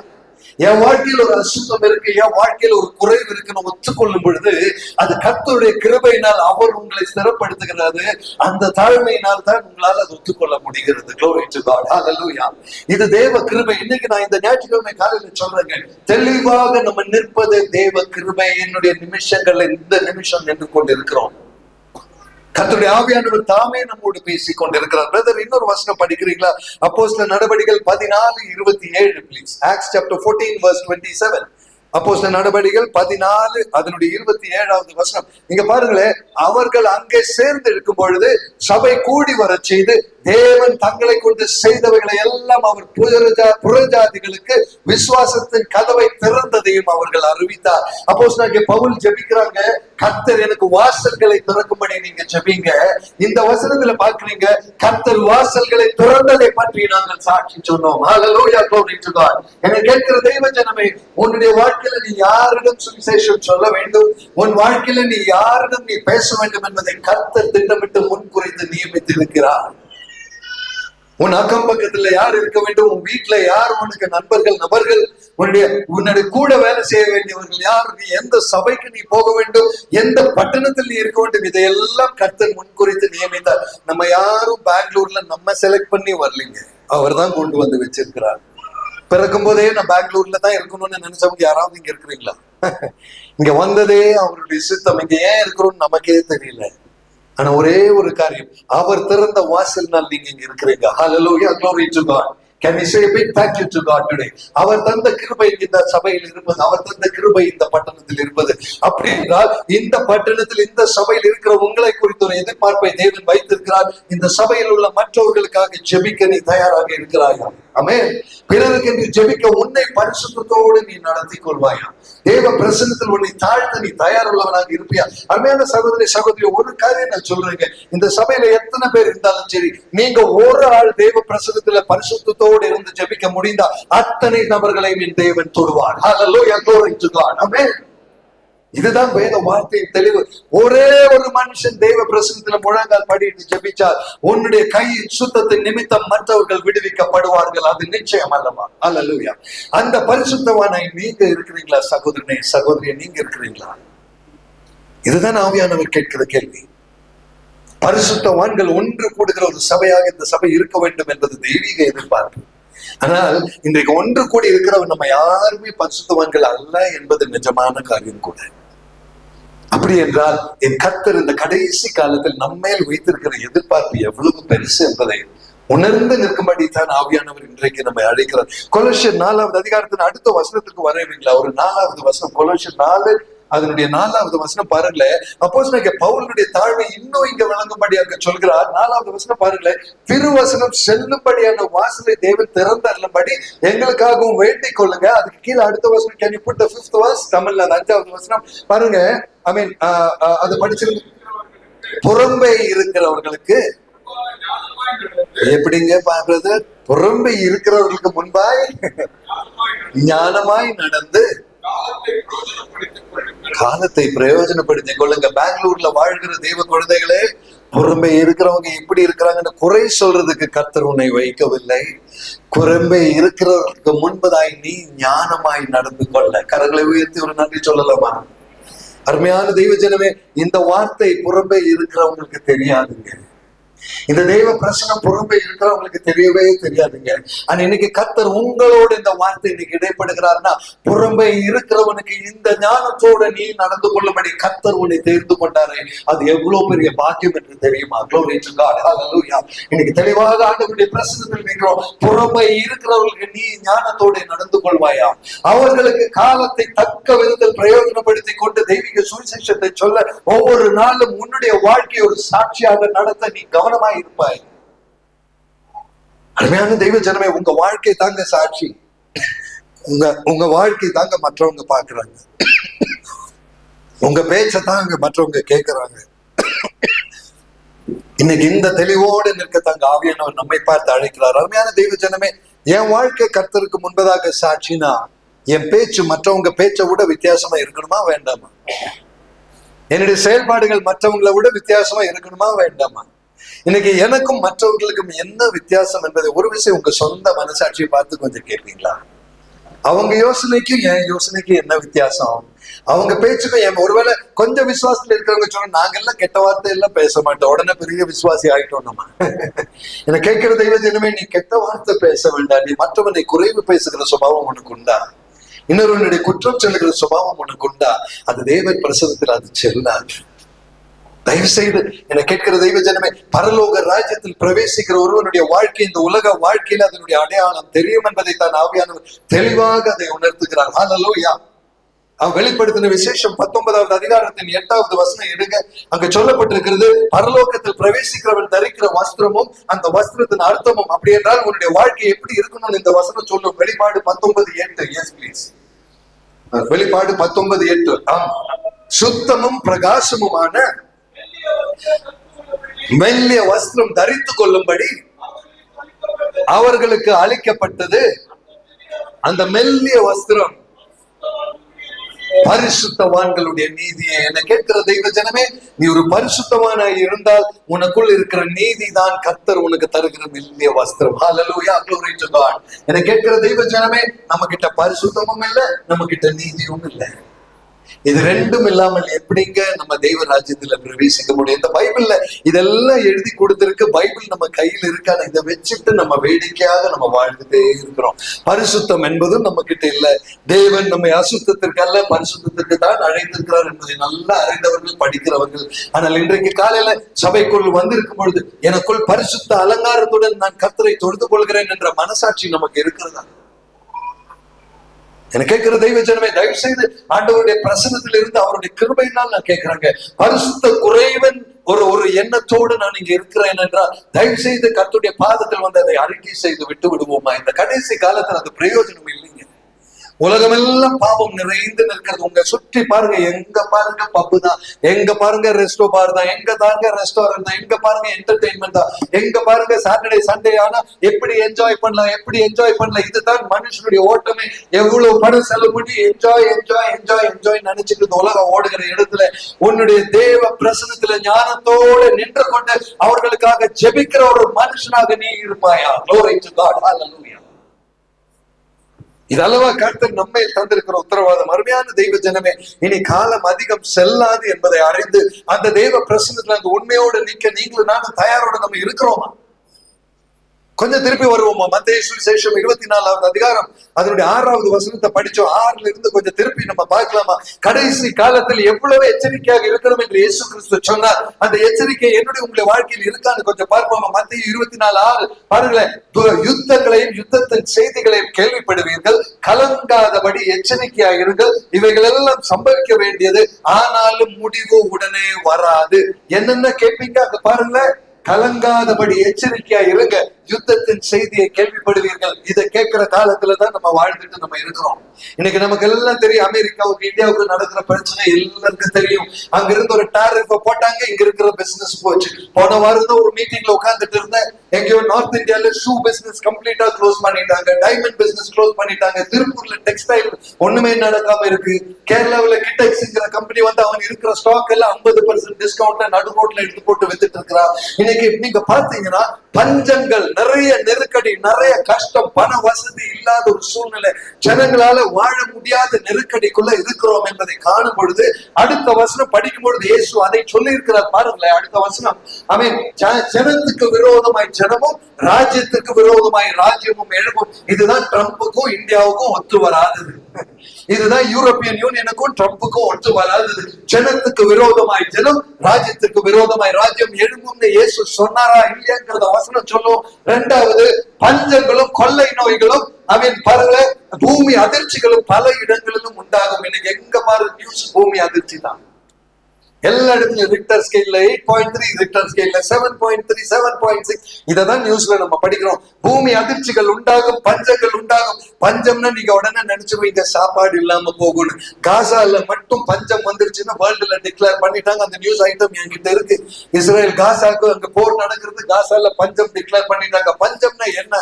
10 பேர்ல ஒரு ஆளுக்கு தான் சாப்பாடு இருக்கும், மற்றவனுக்கு சாப்பாடு கிடைக்காத நிலைமை இன்னைக்கு அங்க இருக்கு. ஆனா இன்னைக்கு இந்தியாவில் இருக்கிற நீங்களும் நானும் பேசுகிற பஞ்சம் என்ன தெரியுங்களா? வேலை வாய்ப்பு இல்லாத பஞ்சம். இன்னைக்கு டிசிஎஸ்ல 12,000 பேரை வீட்டுக்கு அனுப்பி விடுறான், மைக்ரோசாப்ட்ல 15,000 பேர் அனுப்பி விடுறான். நிறைய கார்பரேட் கம்பெனிஸ் வேலை இல்லாம எனக்கு நாளைக்கு வேலை இருக்குமான்னு தெரியாம பயந்து இன்னைக்கு வேலைக்கு போயிட்டு இருக்கிறாங்க. பெரிய பெரிய ஆபீஸ், பெரிய பெரிய கம்பெனி, பெரிய சம்பளம் நினைக்கிறோம். இன்னைக்கு ஐடி செக்டர் மாதிரி பயந்து வாழ்கிற ஒரு செக்டர் வேற இல்லை. எனக்கு நல்லா தெரியும் என்ன நடக்குதுங்க. ஹல்லேலூயா.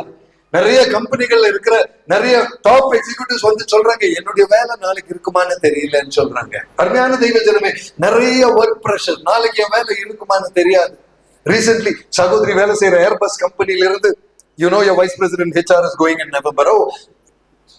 பாருங்க, நாங்க பேர் எடுக்க மாட்டோம், but I'm telling you, you know அந்த நெருக்கடி எப்படிப்பட்ட நெருக்கடி தெரியுமா?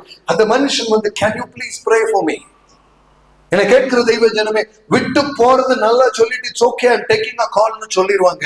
ஆனா உள்ள நெருக்கப்படுகிறது தேவனுக்கு மாத்திரம் தான் தெரியும். இன்னைக்கு காலையில நான் சொல்றேங்க, நீங்க பெரியவங்கன்னு நினைக்கிறவங்க எல்லாம் இன்னைக்கு அழுதுட்டு தான் இந்த ரோட்ல போடுறாங்க. பெரிய பெரிய வண்டியில போறாங்களா? பார்க்கும்போது பெரிய எக்ஸிகியூட்டிவ்ல தெரியுதா? உள்ள நெருப்புங்க. அது தெளிவா ஆண்டவருடைய வார்த்தை சொல்கிறது. பஞ்சங்கள் வரும், there will be famines, there will be difficulty. இதுதான் கடைசி காலம். தெய்வ ஜனமே, இந்த அடையாளங்களை நீ காணும் பொழுது நீ ஜாக்கிரதையா இரு என்று கர்த்தர் கொடுத்த வார்த்தை இது. தயவு செய்து அதை கேட்கிற தெய்வ ஜனமே, இப்படி பஞ்சங்களை குறித்து கேட்கும் போது, வேலை வாய்ப்புகள் இல்லாமல் இருக்கும்போது நான் கேட்கிறேங்க, காலேஜ்ல பாஸ் அவுட் ஆகுறது எத்தனை குழந்தைக்கு இங்க வேலை கிடைக்கிறது? இன்னைக்கு பிளேஸ்மெண்ட்ங்கிறது காணுங்க.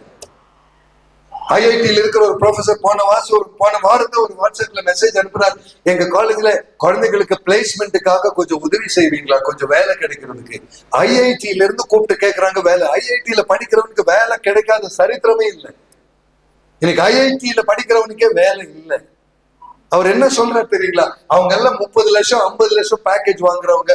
Brother, even if you can get a small package of 6 lakhs it is okay சொல்றாரு. அதாவது மாசம் 50,000 ரூபாய் சம்பளம் கிடைச்சா போதும்னு. போன வருஷம் எத்தனை சம்பளம் வாங்கினாங்க தெரியுமா அவங்க ஸ்டூடெண்ட்ஸ்? மாசம் 3 லட்சம் வாங்கின இடத்துல இன்னைக்கு 50,000 கிடைச்சா போதும். அவ்வளவு பெரிய படிப்பு படிச்சு என்னை கேட்கிற அருமையான தெய்வ ஜனமே, என்னுடைய மனைவி இங்க இருக்கிறாங்க, அவங்களுக்கு தெரிஞ்ச ஃபேமிலியில இருக்கிற ஒருத்தர் யூகேல போய் பையனை படிக்க வச்சு 60 லட்சம் ரூபாய் செலவு பண்ணி அவன் படிப்பு முடிச்சு இன்னைக்கு இந்தியாவில வந்து லோன் கட்ட முடியாம உட்கார்ந்துட்டு இருக்கான். எஜுகேஷன் லோன் எடுத்துட்டு போயிட்டு இருக்கிற, வேலையும் கிடைக்கல, ஒன்னும் கிடைக்கல. 60 லட்சம் ரூபாய் லோன் எடுத்திருக்கிற, திருப்பி கட்ட எப்படின்னு தெரியல. இன்னைக்கு கேரளாவுல வந்து உட்கார்ந்து ரப்பர் தோட்டத்துல ரப்பர் வெட்டிட்டு நடக்கிறாரு. என்ன நிலைமை இது? அதுதான் கர்த்தர் சொன்ன கடைசி காலத்தின் பஞ்சம். தயவு செய்து தெய்வ ஜனமே, இதையெல்லாம் காணும் பொழுது கர்த்தர் உங்களை கொஞ்சம் சுகமா சௌகரியமா வச்சிருக்கிறாரா? கரங்களை உயர்த்தி நன்றி சொல்வீங்களா? இது தேவ கிருபை தெய்வ ஜனமே. ஹல்லேலூயா. இன்னைக்கு இப்படிப்பட்ட ஒரு ஆலயத்துக்கு வந்து நன்றி சொல்ல தேவன் ஒரு வாய்ப்பை தந்திருக்கிறாரு. அது கூட பெரிய கிருபை தேவ ஜனமே. உன்னுடைய பிசினஸ் ஓடுகாது, தேவ கிருபை. ஹல்லேலூயா. உன் வீட்டுக்கு சின்ன வருமானம் வருகிறது, அது தேவ கிருபை. உன் குழந்தைகளுக்கு வேலை இருக்கிறது, அது தேவ கிருபை. உன் டேபிள்ல சாப்பாடு இருக்கா, தேவ கிருபை. இன்னைக்கு மத்தியானம் சாப்பாடு கொடுக்கிறார்கள், அது தேவ கிருபை. ஹல்லேலூயா. கரங்களை தட்டி நன்றி சொல்லிடலாமா? இது தேவனுக்கு நன்றி, நன்றி, நன்றி அப்பா, இந்த கிருபைக்காக ஸ்தோத்திரம். ஆமென். பிரதர்ஸ் அண்ட் சிஸ்டர்ஸ், நமக்கு எந்த தகுதியும் இல்லைங்க.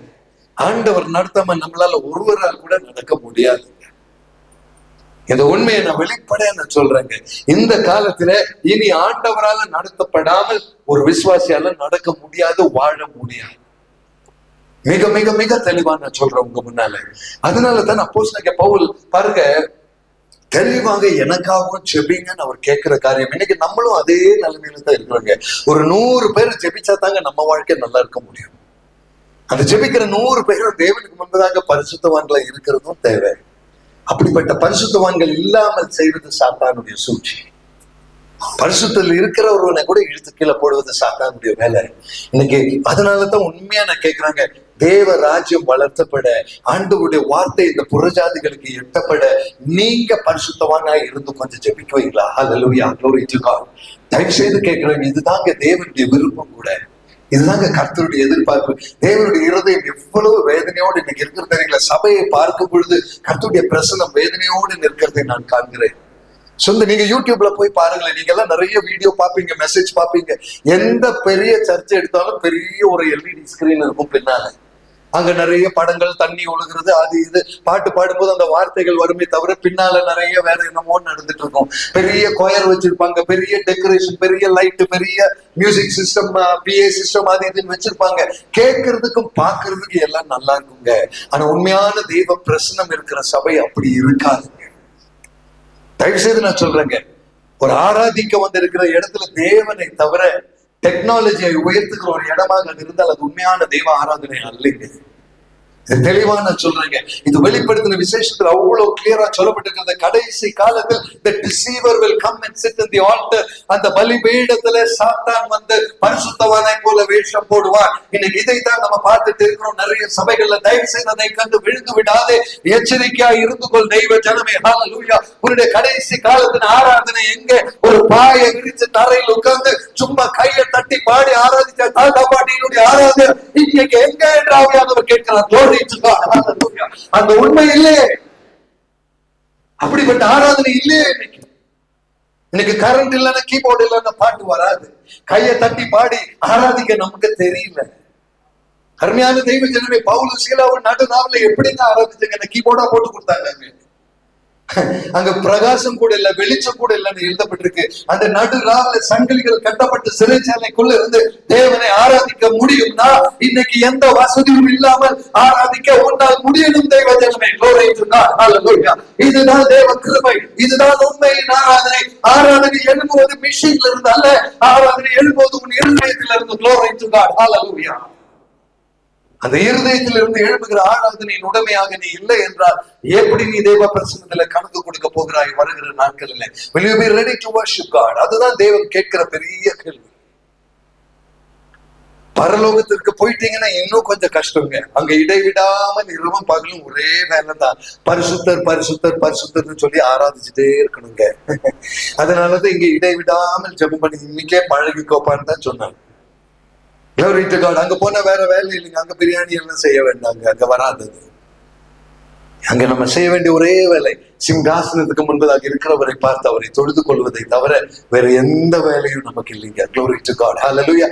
புறஜாதியாருக்கு இந்த சுவிசேஷத்தை தெளிவாக நான் எடுத்து சொல்ல எனக்காக ஜெபிங்கள்னு சொல்லி அப்போஸ்தலனாகிய பவுல் கேட்கிறார். 2 கொரிந்தியர் 3வது அதிகாரம் 12வது வசனம் படிக்க ப்ளீஸ். 2 கொரிந்தியர் 3வது அதிகாரம் அதனுடைய 12வது வசனம். மிகவும் தாராளமாய் பேசுகிறோம். பாருங்களேன், நாங்கள் இப்படிப்பட்ட நம்பிக்கை உடையவர்களாக இருக்கிறதுனால் தாராளமாய் பேசுறோம். அப்படின்னா பவுல் சொல்லுகிறார், நான் பிரசங்கம் பண்றதுக்கு தகுதி கூட இந்த கர்த்தர் மேல் நான் வைத்திருக்கிற நம்பிக்கை தான், வேற எதுவுமே இல்லை. என்னை கேட்கிற தெய்வ ஜனமே, என் ஞானத்துல நான் பிரசங்கம் பண்ணக்கூடாது, என் அறிவுல பண்ணக்கூடாது, நான் நிறைய நோட்ஸ் எழுதிட்டு வந்து உங்களுக்கு நான் பிரசங்கம் பண்ணக்கூடாது. கர்த்தர் தருகிற அந்த அறிவிலையும் கர்த்தருக்கு முன்பதாக நாங்கள் பெற்றிருக்கிற அந்த நம்பிக்கை உடையவனாக நான் நின்றால், அதாவது என் வாழ்க்கை தெளிவாக இருந்தால் நான் பிரசங்கம் பண்ண தகுதி. என் வாழ்க்கை தெளிவா இல்லைன்னா சும்மா மேடையில மைக்க பிடிச்சிட்டு நான் நிக்க கூடாதுன்னு தெளிவாக அந்த வசனம் சொல்லுது. Seeing that we have such hope, we use great plainness of speech. அப்படின்னு நான் பேசுறது கூட தேவன் தருகிற வார்த்தை, என்னுடைய அறிவு அல்ல. ஆண்டவருடைய பிரசனம் சிம்பிள் ஆனது. ஆண்டவருடைய பிரசனம் ஏதோ பெரிய புரியாத புதிர் அல்ல. ஆண்டவருக்கு என்று வாழ்வது சிம்பிளான காரியம். ஆண்டவருக்கு என்று வாழ்வது காம்ப்ளிகேட்டட் அல்ல. தயவு செய்து என்னை கேட்கிற தெய்வ ஜனமே, வேதத்தை படிக்கும் போது புரியல அறியலன்னு பயப்படாதீங்க. ஆவியானவர் உங்களுக்கு சொல்லி தருவார். அவர் தருகிற ஞானத்தில், அவர் தருகிற கிருபையில் அந்த தெளிவை தேவன் தருவார். Glory to God. கர்த்தர் சொல்லி தருகிற ஞானத்தில் நடந்து கொள்வதுதான் நீங்களும் நானும் பெற்றிருக்கிற அழைப்பு. இன்னைக்கு அந்த அழைப்புக்கு ஏற்ற பிரகாரம் நிற்க நம்மை சற்று தேவ பிரசன்னத்துல விட்டு கொடுக்க நம்மளால முடியுமா? இதைத்தான் தேவ ஆவியானவர் கேட்கிறார். அதனாலதான் பாருங்களேன், அந்த கொலோசியர் 3வது அதிகாரம், அந்த கொலோசியர் 3வது அதிகாரம் அதனுடைய 13வது வசனம் ஒன்று படிக்கிறீங்களா? கொலோசியர் 3:13 வசனம். எஸ், 3:13. ஒருவரை ஒருவர் தாங்கி, ஒருவர் பேரில் ஒருவருக்கு குறைபாடு உண்டென்றால் கிறிஸ்து உங்களுக்கு மன்னித்தது போல, கிறிஸ்து உங்களுக்கு மன்னித்ததை போல ஒருவருக்கு ஒருவர் மன்னியுங்கள். ஆமென். என்ன அருமையான வசனம் பார்த்தீங்களா? அருமையான தெய்வ படிக்கும் போது ரொம்ப அழகா இருக்கு, கேட்கும் போது இன்னும் அழகா இருக்கு. ஆனா வாழ்க்கையில இது இல்லவே இல்லை. உண்மையா நான் கேட்கிறேங்க, எத்தனை பேர் இதை செய்யறீங்க? ஒரு நிமிஷம், எத்தனை பேர் உங்க வாழ்க்கையில் இதை நீங்க செய்யறீங்க? நான் தைரியமா கேட்கணுமா? இதை செய்யறவங்க மட்டும் கையை தூக்குங்க. ஏன் இதை கேட்கிறேன்னா, தயவு செய்து புரிஞ்சுக்கோங்களேன், இப்படிப்பட்ட வசனம் இல்ல சும்மா ஏதோ பிரசங்கம் பண்றதுக்கு கொடுத்த வசனம் இல்ல. இதெல்லாம் நான் பிரசங்கம் பண்ணிட்டு என் வாழ்க்கையில இது இல்லைன்னா அதுக்கு சேர்த்து அடி ஆண்டவர் எனக்கு தருவார். இன்னைக்கு நான் சொல்றேங்க தெளிவா, தயவு செய்து சபையின் மக்களே, அங்க பாருங்களேன், ஒருவரை ஒருவர் தாங்கி. இன்னைக்கு தயவு செய்த தெய்வ ஜனமே, நீங்க எல்லாரையும் தாங்குறவங்களா நீங்க இருக்கிறீங்களா? இல்ல கொஞ்சம் பேர் அடிச்சு கீழே போட்டுட்டு வந்திருக்கிறீங்களா? அம்மா, அவன் எவ்வளவு மோசமானவனா இருக்கட்டும்மா, அவன் கொடூரமானவனா இருக்கட்டும்மா, அவனையும் தாங்க தான் கர்த்தர் சொல்லி தருகிறான். வெளியில இருக்கிறவன் குடிகாரனா இருக்கட்டும், வெபிச்சாரியா இருக்கட்டும், அவன் தவறான விதத்துல சம்பாதிக்கிறவனா இருக்கட்டும், அவன் என்னமோ போதை பொருள் விற்கிறவனா இருக்கட்டும், அவனையும் தாங்குப்பான்னு தான் கர்த்தர் சொல்லுகிறார். Glory to God. இன்னைக்கு காலையில தெளிவா ஆவியானவர் சொல்லுகிறார். தயவு செய்து என்னை கேட்கிற சகோதரனே சகோதரியே, இது ஏன் வேலை இல்லைன்னு நினைக்காதீங்க, இது மாத்திரம் தான் நம்ம வேலை. Glory to God. Hallelujah. ஒரு கிறிஸ்தவனாக ஒரு தேவாலயத்திற்கு வந்து இருக்கிறாய் என்றால் உன்னுடைய உத்தரவாதம் பிறனுக்காக ஜெபிப்பது. பிறன் எவ்வளவு மோசமா இருக்கிறான்னு போய் கணக்கு பார்க்கறது அல்ல உன்னுடைய வேலை. அவன் மோசமானவன் என்பதை அறிந்தவுடன் முழங்கால் படிட்டு அவனுக்காக ஜெபிப்பாயா? இதுதான் கர்த்தர் உன்மேல் வைத்திருக்கிற எதிர்பார்ப்பு. Glory to God. Hallelujah. பாருங்களேன், ஒருவரை ஒருவர் தாங்கி, ஒருவர் பேரில் ஒருவருக்கு குறைபாடு உண்டானால், அப்படி ஏதாவது உங்க வாழ்க்கையில யாரை பத்தியாச்சும் ஒரு குறைவான மனப்பான்மை, அவன் தப்பு பண்ணிட்டு அவன் மோசமானவன்னு ஒரு குறைபாடு உண்டானால், கிறிஸ்து உங்களுக்கு மன்னித்ததை போல ஒருவருக்கு ஒருவர் மன்னியுங்கள். கிறிஸ்து மன்னித்ததை போலன்னு எழுதி இருக்கிறதுனால நம்ம எதுவும் பேச மாட்டோம். இன்னைக்கு காலையில நான் கேட்கிறேங்க, கிறிஸ்து மன்னித்ததை போல உங்க வாழ்க்கையில எல்லாரையும் மன்னித்தவங்க இங்க இருக்கிறீங்கன்னா கொஞ்சம் கையை தூக்குவீங்களா? இன்னைக்கு எதுக்கு இப்படி கையெழுத்து? எல்லாருமே பிரசங்கத்துல கையை தூக்குங்கன்னா நல்லது பேசிட்டு தான் சொல்லுவாங்க. நான் இன்னைக்கு எல்லாம் ஆப்போசிட்டா பேசிட்டு கை தூக்குங்கன்னு சொல்றேன். ஏன்னா ஆவியானவர் நம்மை உணர்த்தும் போது என்னால கை தூக்க முடியலையே. ஏன்? My dear brothers and sisters, அந்த கேள்வி என்னையே நான் கேட்கணுங்க, உங்களையும் நீங்க கேட்கணுங்க. கிறிஸ்து என்னை மன்னித்ததை போல ஒருவருக்கு ஒருவர் மன்னிக்க முடியலன்னா எப்படிங்க பரலோக ராஜ்யம் காண போறோம்? My dear brothers and sisters, இந்த வசனத்தின் பிரகாரம் வாழாம பரலோகத்திற்கு போயிருவேன்னு தைரியம் இருக்கிறவங்க யாராச்சும் இங்க இருக்கிறீங்களா? வாங்க, உங்களுக்கு நான் வேற பிரியாணி தனியா வாங்கி கொடுக்குறேன். உண்மையா சொல்றேன், தமாஸ்க்கு சொல்லல. தயவு செய்து இந்த வசனத்திற்கு கீழ்ப்படியாம நீங்களும் நானும் என்னையும் சேர்த்து பரலோக ராஜ்யத்தின் வாசப்படி கூட பார்க்க முடியாது. கிறிஸ்து என்னை மன்னித்ததை போல பிறனை மன்னிக்க எனக்கு தெரியவில்லை என்றால், என்னால முடியவில்லை என்றால், என் ஆராதனை வீணானது, என் ஜெபம் வீணானது. இந்த சபைக்கு வர்றது, இந்த போடுற வேஷம் எல்லாம் சும்மா வேஷம் தான், அதுல சத்தியமே இல்லை. தயவு செய்து நான் பப்ளிக்கா ஓப்பனா சொல்றேன், என்கிட்ட கோவிச்சுக்காதீங்க. ஆவியானவர் சொல்றாரு, நான் சொல்றேன். என்னை அடிக்கணும்னா 2 அடி அடிச்சுக்கோங்க, நான் வாங்கிக்கிறேன். பட் இதுதான் உண்மை. பிளீஸ் பிரதர் சிஸ்டர், தேவ பிரசன்னத்தில் அவருடைய வார்த்தையில எவ்வளவு அலட்சியமா நம்ம வாழ்க்கையில நம்ம இருக்கிறோம் என்பதற்கு உத்தரவாதமான அத்தாட்சி தாங்க இந்த வசனமும் நம்ம வாழ்க்கையும். இந்த வார்த்தையும் உங்க வாழ்க்கையும் வச்சுட்டு மேட்ச் ஆகுதான்னு பாருங்களேன். மேட்ச் பண்ணலன்னா ஐயோ முடியாது. My dear brothers and sisters, இதுதாங்க ஆவியானவர் பேசும்போது நடக்கிற காரியம். சும்மா பிரசங்கம் பண்றதுக்கு அவர் என்னை நிறுத்த மாட்டார். ஆவியானவர் தெளிவாக பேசும்பொழுது நானுங்கிற மனுஷனை நீங்க பார்க்கவே பார்க்காதீங்க. தயவு செய்து ஆவியானவர் உங்களோடு பேசுகிறத மாத்திரம் பாருங்க பிளீஸ். கிறிஸ்து எனக்கு மன்னித்ததை போல நான் மன்னிக்க எனக்கு தெரியலன்னா எதற்காக? என் வாழ்க்கையில் என்னங்க அர்த்தம்? இதைத்தான் இன்றைக்கு ஆவியானவர் என்னை பார்த்து உங்களை பார்த்து கேட்கிற கேள்வி. தெய்வ பிரசன்னத்தில் அந்த தெளிவோடு என்னால நிக்க முடியலையா? அருமையான தெய்வ ஜனமே, இந்த தெளிவு இல்லாமல் எப்படி நம்ம தேவனுடைய பிரசன்னத்தில் நம்ம கணக்கு கொடுக்க போகிறோம்? இதுதான் கடந்த டைம் இந்த சபைக்கு வரும்பொழுது ஒரு வசனம் நான் போட்டேன். லூக்கா சுவிசேஷம் 17:4. இயேசு கிறிஸ்து எப்படி மன்னிக்கணும்னு சொல்லி தந்தார். கொஞ்சம் அதை மீண்டும் I know I am repeating that, ஆனா ஆவியானவர் அதை ரிப்பீட் பண்ண சொல்றார். லூக்கா 17:4 கொஞ்சம் படிங்க ப்ளீஸ். எஸ். அவன் ஒரு நாளில் 7 முறை உனக்கு விரோதமாய் குற்றம் செய்து 7 தரமும் உன்னிடத்தில் வந்து நான் மனஸ்தாபப்படுகிறேன் என்று சொன்னால் அவனுக்கு மன்னிப்பாயாக என்று இயேசு சொன்னார். இதை கேட்ட உடனே அடுத்த வசனம் போடு தம்பி, அடுத்த வசனம் பாருங்களேன். அந்த அப்போஸ்தலர் said, Lord increase our faith. அப்போஸ்தலர் என்ன சொல்றாங்க? அப்பொழுது அப்போஸ்தலர் கர்த்தரை நோக்கி எங்கள் விசுவாசத்தை வர்த்திக்க பண்ண வேண்டும் ஆண்டவரே, எங்களால் இப்படி மன்னிக்க முடியல ஆண்டவரே, அந்த விசுவாசம் எங்களுக்கு தாங்க ஆண்டவரே. எனக்கு கலையில தேவன் இந்த சபையோடு பேசுகிறார். அந்த விசுவாசத்துக்காக நாமளும் கேட்போமா? அருமையான தெய்வ ஜனமே, ஆண்டவரை இப்படி மன்னிக்க கிருபை எனக்கு தாங்க ஆண்டவரை, நம்மளும் தெய்வ பிரசன்னத்துல கேட்போமா? ஸ்தோத்திரம். இன்னொரு வசனம் படிக்கிறீங்களா ப்ளீஸ்? மத்தேயு சுவிசேஷம் 18வது அதிகாரம் 21வது வசனம். மத்தேயு சுவிசேஷம் 18:21. ஏன் இந்த வசனங்களை எல்லாம் எடுக்கிறது? பேதுரு அவரிடத்தில் வந்து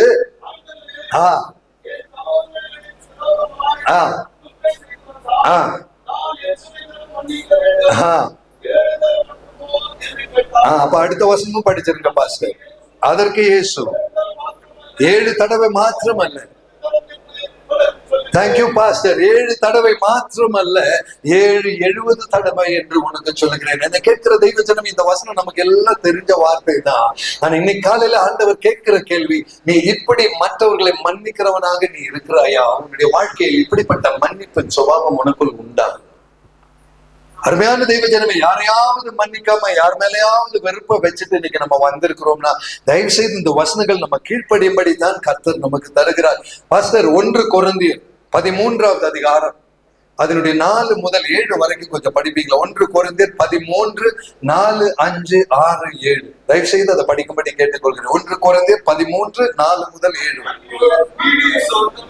அன்பு நீடிய சாந்தமும் தயவும் உள்ளது, அன்புக்கு பொறாமையே இல்லை, அன்பு தன்னை புகழாது, ஆமென், இருமாப்பாயிராது, அயோக்கியமானதை செய்யாது, தற்பொழிவை நாடாது, சினமடையாது, தீங்கு நினையாது, அநியாயத்தில் சந்தோஷப்படாது, சத்தியத்தில் சந்தோஷப்படும், சகலத்தையும் தாங்கும், சகலத்தையும் விசுவசிக்கும், சகலத்தையும் நம்பும், சகலத்தையும் சகிக்கும். இந்த கடைசி வசனம் பார்த்தீங்களா? சகலத்தையும் தாங்கும் என்ற அந்த ஒரு வார்த்தை. என்ன கேட்கிற தெய்வ ஜனமே, உன்னுடைய வாழ்க்கையில் சிலதை தாங்கும்படி கர்த்தர் உனக்கு நேராக சிலதை தேவன் அனுப்பும் பொழுது அதை குறைவாய் காணாது, அதை தாங்கக்கூடியவர்களாக நீங்கள் இருக்க வேண்டும். சகலத்தையும் தாங்கும், சகலத்தையும் விசுவசிக்கும், சகலத்தையும் நம்பும், சகலத்தையும் சகிக்கும். இந்த உலகத்தின் பாஷையில சகலத்தையும் விசுவசிக்கிறவனே, சகலத்தையும் நம்புகிறவனே என்னன்னு கூப்பிடுவாங்க? முட்டாள்னு அழைப்பாங்க, வாழ தெரியாதவன்னு சொல்லுவாங்க. எல்லாரையும் நம்பிராதப்பா, எல்லாரையும் நம்பிராதப்பா, இதுதான் இந்த உலகத்தின் போக்கே இல்லைங்களா? ஆனா ஆண்டவருடைய வார்த்தை பாருங்களேன், நீ எல்லாரையும் நம்பி இருப்பா, நீ எல்லாரையும் விசுவசித்திருப்பா, அதுதான் அன்பு, அதுதான் தெய்வ அன்பு. என கேட்கிற அருமையான தெய்வ ஜனமே, தன்னை காட்டி கொடுக்க போகிற யூதாவை கூட அன்பால் நேசித்த தேவன் அவன். ஹல்லேலூயா, glory to God. எந்த வித்தியாசமும் காண்பிக்காத தேவன் அவன். இன்றைக்கு காலையில தெய்வ பிரசன்னத்தில் இருக்கிற சபையை, சகலத்தையும் நம்பும், சகலத்தையும் விசுவசிக்கும் இந்த எண்ணத்தோட தெய்வ பிரசன்னத்துல உன்னால நிக்க முடியுமா? உன்னை ஏமாத்துறவனுக்காக நீ ஜெபிப்பாயா? ஹல்லேலூயா. உன்னுடைய வாழ்க்கை கெடுக்கிறவனுக்காக நீ ஜெபிப்பாயா? glory to God. ஹல்லேலூயா. சில வேளைகளில உனக்கு தீமை செய்கிறவனுக்காக நீ ஜெபிப்பாயா? glory to God. இது தெய்வீக அழைப்பு தெய்வ ஜனமே. ஊழியத்தின் பாதை எளிதானது அல்ல. இது கர்த்தர் நமக்கு முன்பதாக வைக்கிற தெளிவினைக்கு பிறனுக்காக ஜெபிக்க உன் மனசாட்சி உன்னை ஒத்துக்கொள்ளவில்லை என்றால் நீ கர்த்தரோடு இருக்கிற தொடர்பு சரியில்லை என்பது அர்த்தம். பிறனுக்காக எப்படிப்பட்டவனுக்காக ஜெபிக்க உன் மனதின் வாசல் திறந்ததாக இருக்க வேண்டும் சகோதரனே, சகோதரி. ஆமென். உன் குடும்பத்தில் உனக்கு தீங்கு செய்தவனைக்காக நீ ஜெபிக்க உன்னுடைய இருதயத்தில் அந்த ஓப்பன்னஸ் இருக்க வேண்டும் என்பதை தேவன் எதிர்பார்க்கிறார். ஹல்லேலூயா. அடுத்த ஒரு வசனம் எபேசியர் 4வது அதிகாரம் 31 32. எபேசியர் 4வது அதிகாரம் 31வது வசனம் 32வது வசனம். 31 நீங்க பாருங்க, 31 பாருங்க. let all bitterness, சகலவிதமான கசப்பும் கோபமும் மூர்க்கமும் கூக்குரலும் தூஷணும் மற்ற எந்த துர்க்குணமும் அப்படின்னா உங்ககிட்ட இருக்குன்னு வசனமே சொல்லிருச்சு. இன்னைக்கு இந்த வசனத்தை படிக்கிற சகோதரி சகோதரிமார் என்ன சொல்றீங்க? சகல விதமான கசப்பு. முதல்ல அந்த கசப்புங்கிற வார்த்தை கொஞ்சம் எடுப்பீங்களா? யார் மேலேயாவது உங்களுக்கு ஒரு வெறுப்பு கசப்பு இருக்குங்களா? அது இருக்கக்கூடாது. உங்களை விட்டு நீங்க கடவுது. இன்னைக்கு காலையில நான் கேட்கிற சபைக்குள்ள வந்து ஆராதிச்சு இருக்கிற நீங்க யார் மேலேயாவது ஒரு ஒரு கோபத்தோட ஒரு வெறுப்போட அவன்ல ஏன் அவன் அப்படி இருக்கிறாங்கிற அந்த ஒரு என்ன சொல்றது, அவன் மேல ஒரு வெறுப்பே இருந்தா கூட அது தேவனுக்கு பிடிக்காது. ஆகியால் அது உங்களை விட்டு நீங்க கடவுது. கோபம் நீங்க கடவுது. ஆவியானவர் தெளிவாக சொல்ல, இன்னைக்கு கோபம் வேண்டாம். glory to God. அந்த கோபம் வேண்டாங்க. அது ஆவாது தெய்வ பிரசன்னத்துல. பிரதர் பிரகாஷுக்கு தெரியும். கொஞ்சம் அண்மையில ஒரு சகோதரி கிட்ட பேசிட்டு இருந்தேன். அவங்க வாழ்க்கையில நடந்த ஒரு ரொம்ப கடினமான ஒரு காரியம். நான் அவங்க கிட்ட சொன்னேன், அதை பண்ணின ஆளை நீ மன்னிப்பியா? அதை மன்னிச்சா தான் நீ கர்த்தருடைய பிரசன்னத்துல நீ நிற்க முடியும். உன் வாழ்க்கையே கெடுத்தவனை கூட மன்னிக்க நீ ரெடியா? glory to God. hallelujah. இன்னைக்கு தெளிவா கேட்கிறங்க அருமையான தெய்வ ஜனமே. அப்படிப்பட்ட மன்னிப்புங்கிறது மனுஷ சுபாவத்துல வர முடியாதுங்க. அது தேவ கிருபையினால் மாத்திரம் கொடுக்கக்கூடிய மன்னிப்பு. இன்னைக்கு உங்களை பார்த்து நான் கேட்கிறேன், ஒருவனை மன்னிக்க முடியாத நிலைமையில நீ மாட்டிக்கொண்டு இருக்கிறாயா? இந்த காலை வேளையில கர்த்தர் இடத்துல ஆண்டவரே அந்த கிருபை எனக்கு தாங்கன்னு கேட்பீங்களா? ஸ்தோத்திரம். ஹல்லேலூயா. The Lord is revealing something very very important brother sister. கடைசி காலத்தில் உன்னை ஏமாத்தி கொள்ளாதே சகோதரி சகோதரி. இந்த கடைசி காலத்தில் ஜாக்கிரதை உள்ளவனாய் வாழ இந்த கர்த்தருடைய அழைப்பை நீ ஏற்றெடுப்பாயா இந்த காலை வேளையில? glory to God. ஹல்லேலூயா. மூன்றாவதாக மூர்க்கம் மற்றவன் மேல எப்ப பார்த்து எரிஞ்சு விழுகிற சுபாவம் வேண்டாம் தெய்வ ஜனமே. glory to God. hallelujah. அது உனக்கு செல்லாத ஒரு விசுவாசிக்கு அடையாளமே அல்ல. நாலாவதாக கூக்குரல் மற்றவனை பற்றி தவறானதை பேசுவது, மற்றவனை எரிஞ்சு பேசுவது. கூக்குரல் என்று சொன்னா அவனை பத்தி எல்லா ஊரெல்லாம் போய் தவறாக பேசுகிறது. ஒரு போன் எடுத்த ஒரு சகோதரியுடைய குற்றம் சொல்லுகிறது, போன் எடுத்த மற்றவனை பத்தி பேசுறது, அந்த ஊழியக்காரன், இந்த சர்ச்சை, அந்த பாஸ்டர், இந்த வேலையை வேண்டாங்க, அதை விட்டு விடுங்க ஆவியானவர் சொல்லுகிறார். பிறனை பற்றி தூஷிக்கிற சுபாவம் உனக்கு இருக்கக்கூடாது. தூஷணம் இருக்கக்கூடாது. glory to God. மற்ற எந்த துர்க்குணமும் வேற ஏதாவது இதில் இல்லாதது இருந்தால் அதை உங்களை விட்டு நீங்க கடவுது என்று தெளிவுக்காக நான் தேவனை ஸ்தோத்திரிக்கிறேன். இது எபேசியர் 4:31 32 போடுங்க தம்பி. 32 அங்க பாருங்களேன். ஒருவருக்கொருவர் தயவாயும் மன உருக்கமாயும் இருந்து கிறிஸ்துவுக்குள் தேவன் உங்களுக்கு மன்னித்ததை போல நீங்களும் ஒருவருக்கொருவர் மன்னிங்க. my dear brothers and sisters, அந்த சுபாவத்தை வச்சுட்டு இருந்தா நீ கிறிஸ்துவ கூடவன் அல்ல.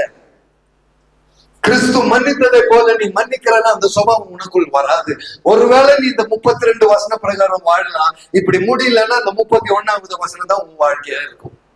ஸ்தோத்திரம். ஹல்லேலூயா. ஒரு வசனம் மேல 31 போடுத்தமே. இந்த 31வது வசனத்துல ஏதாவது உங்க வாழ்க்கையில இன்னைக்கு இந்த நிமிஷம் நான் பேசும்போது இருக்குன்னா, நீ தேவ பிரசன்னத்துல கிறிஸ்து மன்னித்ததை போல மன்னிக்காதவன் மன்னிக்காதவள் என்பதன் அடையாளமே இந்த சுபாவத்துல ஒரு குணம் உன்னுடைய வாழ்க்கையில் இருந்தால் நீ கிறிஸ்துவை ஏற்றுக்கொண்டவன் அல்ல. தயவு செய்து ஆண்டவருடைய வார்த்தை தெளிவில் அவருடைய கிருபையில நின்று கொண்டு நான் சொல்கிறேன், ஒரு சின்ன கோபம் போதுங்க, நீ தேவனுடையவன் அல்ல என்று சொல்ல. ஒரு சின்ன கோபம் போதுங்க, அது கூட அவர் ஒத்துக்கொள்ள மாட்டார். அருமையான தெய்வ ஜனம். அதனால தான் சொன்னார், உன் சத்ருவை நீ ஸ்நேகி, உன்னை வெறுக்கிறவர்களுக்காக நீ ஜெபம் பண்ணு. ஒருவன் மேல கோபம் வச்சுட்டு வந்து ஆராதிக்கிறங்கிற வேஷத்தை போடாதே. Please my dear brothers and sisters, கிறிஸ்தவர்களாக நம்ம எல்லாம் இதை அறியாமல் நம்ம இன்னைக்கு தேவனை ஆராதிச்சுட்டு இருக்கிறோம். நிறைய பேர் மேல விருப்பம் விரோதமும் வச்சுட்டு சர்ச்சுக்கு வரும்போது ஐயோ ஸ்தோத்திர ஆண்டவரே, இன்னைக்கு 100 ரூபாய்க்கு பதில் 500 ரூபாய் போட்டா சரி ஆவாதுங்க. தெளிவா நான் சொல்லுங்க, உன் சொத்தை எழுதி கொடுத்தாலும் சரி ஆவாதுங்க. கர்த்தருக்கு உன் காணிக்க வேண்டாங்க, அதுக்காக கர்த்தர் உன்னை அழைக்கவில்லை. ஹல்லேலூயா. கர்த்தருக்கு நீ கொடுக்கிற ஒரே காணிக்கை உன் இருதயத்தின் பரிசுத்தமும் நீதியும் தவிர வேற எந்த காணிக்கை நீ தேவ பிரசன்னத்தில் கொடுக்க முடியாது. பரிசுத்த அலங்காரத்துடனே கர்த்தரை தொழுது கொள்ள முடியுமா? அது உகந்த காணிக்கை. உன் சரீரத்தை ஜீவ பலியாக அர்ப்பணிக்க முடியுமா? அது உன் புத்தியுள்ள ஆராதனை. ஹல்லேலூயா. இதை தவிர வேறொரு ஆராதனை தேவன் அங்கீகரிக்க மாட்டார். இன்றைக்கு காலையில சபையில் இருக்கிற தெய்வ ஜனமே, இந்த தெய்வ பயம் நம்ம வாழ்க்கையில எங்கீங்க? 32வது வசனம் போடுங்க தம்பி. இந்த வசனத்தின் பிரகாரம் ஒருவர் மனதுருக்கமா இருக்க ரெடியா? அந்த கோபத்தை மாற்றி, மூர்க்கத்தை மாற்றி, அந்த விரோதத்தை மாற்றி, பகையை மாற்றி மனதுருக்கமாய் அந்த மனுஷரை ஏற்றெடுத்து அவனை மன்னிப்பீங்களா? Glory to God. Hallelujah. இதுதாங்க ஆண்டவருடைய வார்த்தை. இது என் வாழ்க்கையில் இல்லைன்னா நான் தேவ குழந்தை அல்லவே அல்ல. இன்னைக்கு தெளிவாக தெய்வ பிரசன்னத்துல சொல்றேன். என் மனைவி இங்க இருக்கிறாங்க. எங்க குடும்பத்துல ஒரு நபர் மேல எனக்கு ரொம்ப கோபம். கொஞ்ச நாளைக்கு வருஷங்களுக்கு முன்னால என்ன வந்தாலும் மன்னிக்க முடியாது, அவ்வளவு வெறுப்பு. அவங்க சொல்லுவாங்க, நீங்க இந்த பிரசங்கம் எல்லாம் பண்ணி என்ன வேஸ்ட். ஆண்டவருடைய வார்த்தை மன்னிக்க சொல்லுது, இது கூட மன்னிக்க முடியாம எதுக்கு பிரசங்கம் பண்றீங்க? அன்னைக்கு ஆண்டவர் பிரசங்கத்துல உட்கார்ந்து ஜெபிச்சோம், கர்த்தரிடத்தில் மன்னிப்பு கேட்டோம், மன்னிக்க தேவன் கிருபை தந்தார். இன்னைக்கு அந்த வெறுப்பு இல்லைங்க எங்ககிட்ட. ஹல்லேலூயா. glory to God. தேவ கிருபைங்க, தேவ கிருபை. உண்மையா நான் சொல்றேங்க, அந்த வெறுப்பு இல்லாமல் ஒரு மனுஷனை கூட வெறுக்காமல் தேவ பிரசன்னத்தில் நிற்க முடியுமா? அது பெரிய உங்க வாழ்க்கையின் ஆசீர்வாதமுங்க. என்னைக்கு உங்களால் அப்படி நிக்க முடியுமோ அன்னைக்கு உங்க ஆசீர்வாதம் ஆரம்பிக்குதுன்னு நான் சொல்றேன். அது வாழ்க்கையின் அனுபவத்திலிருந்து நான் உங்களுக்கு சொல்றேன். This is the grace of God. இது ஒரு சாதாரண மனுஷனா படிப்புல இருந்து இது வராது, பணத்துல இருந்து வராது, குடும்ப பாரம்பரியத்துல வராது. பரிசுத்த ஆவியானவருடைய நிறைவில் மாத்திரம் வருகிற கிருபை. கரங்களை தட்டி கர்த்தருக்கு ஒரு நன்றி செலுத்திடலாமா? Receive it in the name of Jesus today. இது தேவ கிருபை, இது பரிசுத்த ஆவியானவருடைய ஈவு. Glory, glory, glory to God. அருமையான தெய்வ ஜனமே, பிறரை மன்னிக்கும் பொழுது உன் வாழ்க்கை பரிசுத்தமாகுதுங்க. ஏங்க அந்த வெறுப்பை வச்சுட்டு நீ அசுத்தமா வாழணும்? ஒரு நாள் வெறுப்பு வச்சா அது கர்த்தருக்கு அது அசுத்தம். அப்படின்னா அந்த வெறுப்பு வேண்டாங்க, கர்த்தருக்கு சுத்தமா இருக்கிறது கொடுப்போங்க. ஆமென். இன்னைக்கு கர்த்தருடைய பிரசன்னத்தில் அந்த உண்மையோட நிற்கத்தான் தேவன் நம்மை அழைக்கிறார். மத்தேயு சுவிசேஷம் 5வது அதிகாரம் அதனுடைய 44வது வசனம் படிக்கலாமா? மத்தேயு சுவிசேஷம்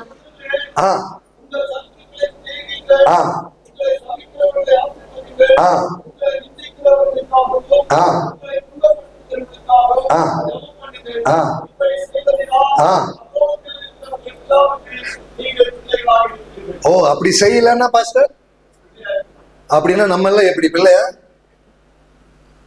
அதனாலதான் நான் அவர்கிட்ட கேட்கிறேன், நான் சொல்ல வேண்டாம்னு நினைச்சேன். அடுத்த வருஷம் just put the next verse. அப்படி நம்ம பாருங்களேன், இப்படி செய்வதனால் நீங்கள் பரலோகத்தில் இருக்கிற உங்கள் பிதாவுக்கு புத்திரராய் இருப்பீர்கள். என்ன கேட்கிற தெய்வ ஜனமே, put the previous verse, go back to the previous verse. இதை செய்யறோமா?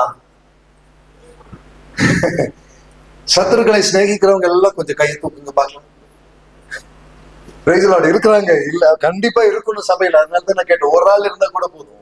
Glory to God. Hallelujah. இரண்டாவது, praise the Lord. God bless you sister. இரண்டாவதாக bless உங்களை சபிக்கிறவர்களை சிநேகிக்கிறவர்களை எத்தனை பேர் இன்னைக்கு இருக்கிறீங்க? ஆமென். கரங்களை தட்டி தேவனுக்கு நன்றி கொடுத்துடலாமா? கொஞ்சம் பேராவது நமக்குள்ள இருக்கிறோம். ஸ்தோத்திரம். Glory to God. மூணாவது பார்க்கலாமா? ஆமென். உங்களை பகைக்கிறவர்களுக்கு நன்மை செய்யுங்க. அப்படி செஞ்சவங்க இங்க இருக்கிறீங்களா? கரங்களை தூக்குவீங்களா? Glory to God. கரங்களை தட்டிடுவோமா தேவனுக்கு? ஆமென். ஸ்தோத்திரம். ஹல்லேலூயா. நாலாவதாக பாருங்களேன், உங்களை நிந்திக்கிறவர்களுக்காகவும் உங்களை துன்பப்படுத்துகிறவர்களுக்காகவும் ஜெபம் பண்ணுங்க. அப்படி ஜெபிச்சவங்க எத்தனை பேர்? நிறைய இருப்பீங்களே. ஆமென். கரங்களை தட்டி மீண்டும் கர்த்தருக்கு ஒரு நன்றி. Glory, glory, glory to God. Brothers and sisters, இப்படிப்பட்ட வாழ்க்கை உடைமைகளாக நீங்கள் நான் இருக்கணுங்க. பாத்தீங்களா? எத்தனை வருஷமா பைபிள் படிக்கிறோம், எத்தனை வருஷமா ஜெபிக்கிறோம், எத்தனை வருஷமா ஆலயத்துக்கு வர்றோம். இன்னைக்கு தான் ஆவியானவர் இதை கொஞ்சம் தெளிவா நமக்கு எடுத்து உணர்த்துகிறார் போல தெரியுது இல்லையா சிஸ்டர்? இதுதாங்க சில வேளைகளில் ஆவியானவர் இடைப்படும் பொழுது அவர் அந்த தக்க சமயத்தில் அவர் செயல்படுவார். ஆனா ஒன்னே ஒண்ணு நீங்க செய்யணும். இன்னைக்கு ஆவியானவர் இந்த தெளிவோட பேசுறாருன்னா தயவு செய்து இந்த வசனத்தை மறுதளிச்சிடாதீங்க. தயவு செய்து இங்க இருந்து போன உடனே பிரியாணி நல்லா இருந்துச்சுன்னு சொல்லிட்டு போயிடாதீங்க பிளீஸ். உள்ள வரும்போதே அதுதான் உற்சாகம். 2 பாத்திரம், அங்க ஒண்ணு இங்க ஒண்ணு. இன்னைக்கு கவலையே இல்லை. ஆனா என்ன கேட்கிற தெய்வ ஜனமே, இன்னைக்கு கவலை இல்லாம இருக்கணும்னா மன்னிக்க வேண்டியதை மன்னித்து கர்த்தர் சொன்ன இது இயேசு கிறிஸ்துவின் வார்த்தை. இந்த மத்தேயு 5:44 இயேசு கிறிஸ்துவின் வார்த்தை. These are the words of the Lord Jesus. Are you respecting that in your life? உன் வாழ்க்கையில் கர்த்தருடைய வார்த்தைக்கு நீ கனம் கொடுக்கிறாயா? இல்ல கர்த்தருடைய வார்த்தைக்கு கனம் செலுத்தாதவனாக உன் வாழ்க்கையை ஓடிக்கொண்டிருக்கிறதா? எங்க போய் பதில் கொடுக்க போகிறோம் நீங்களும்? பிளீஸ் பிரதர் சிஸ்டர், இது அசட்டையான ஒரு காரியம் அல்ல.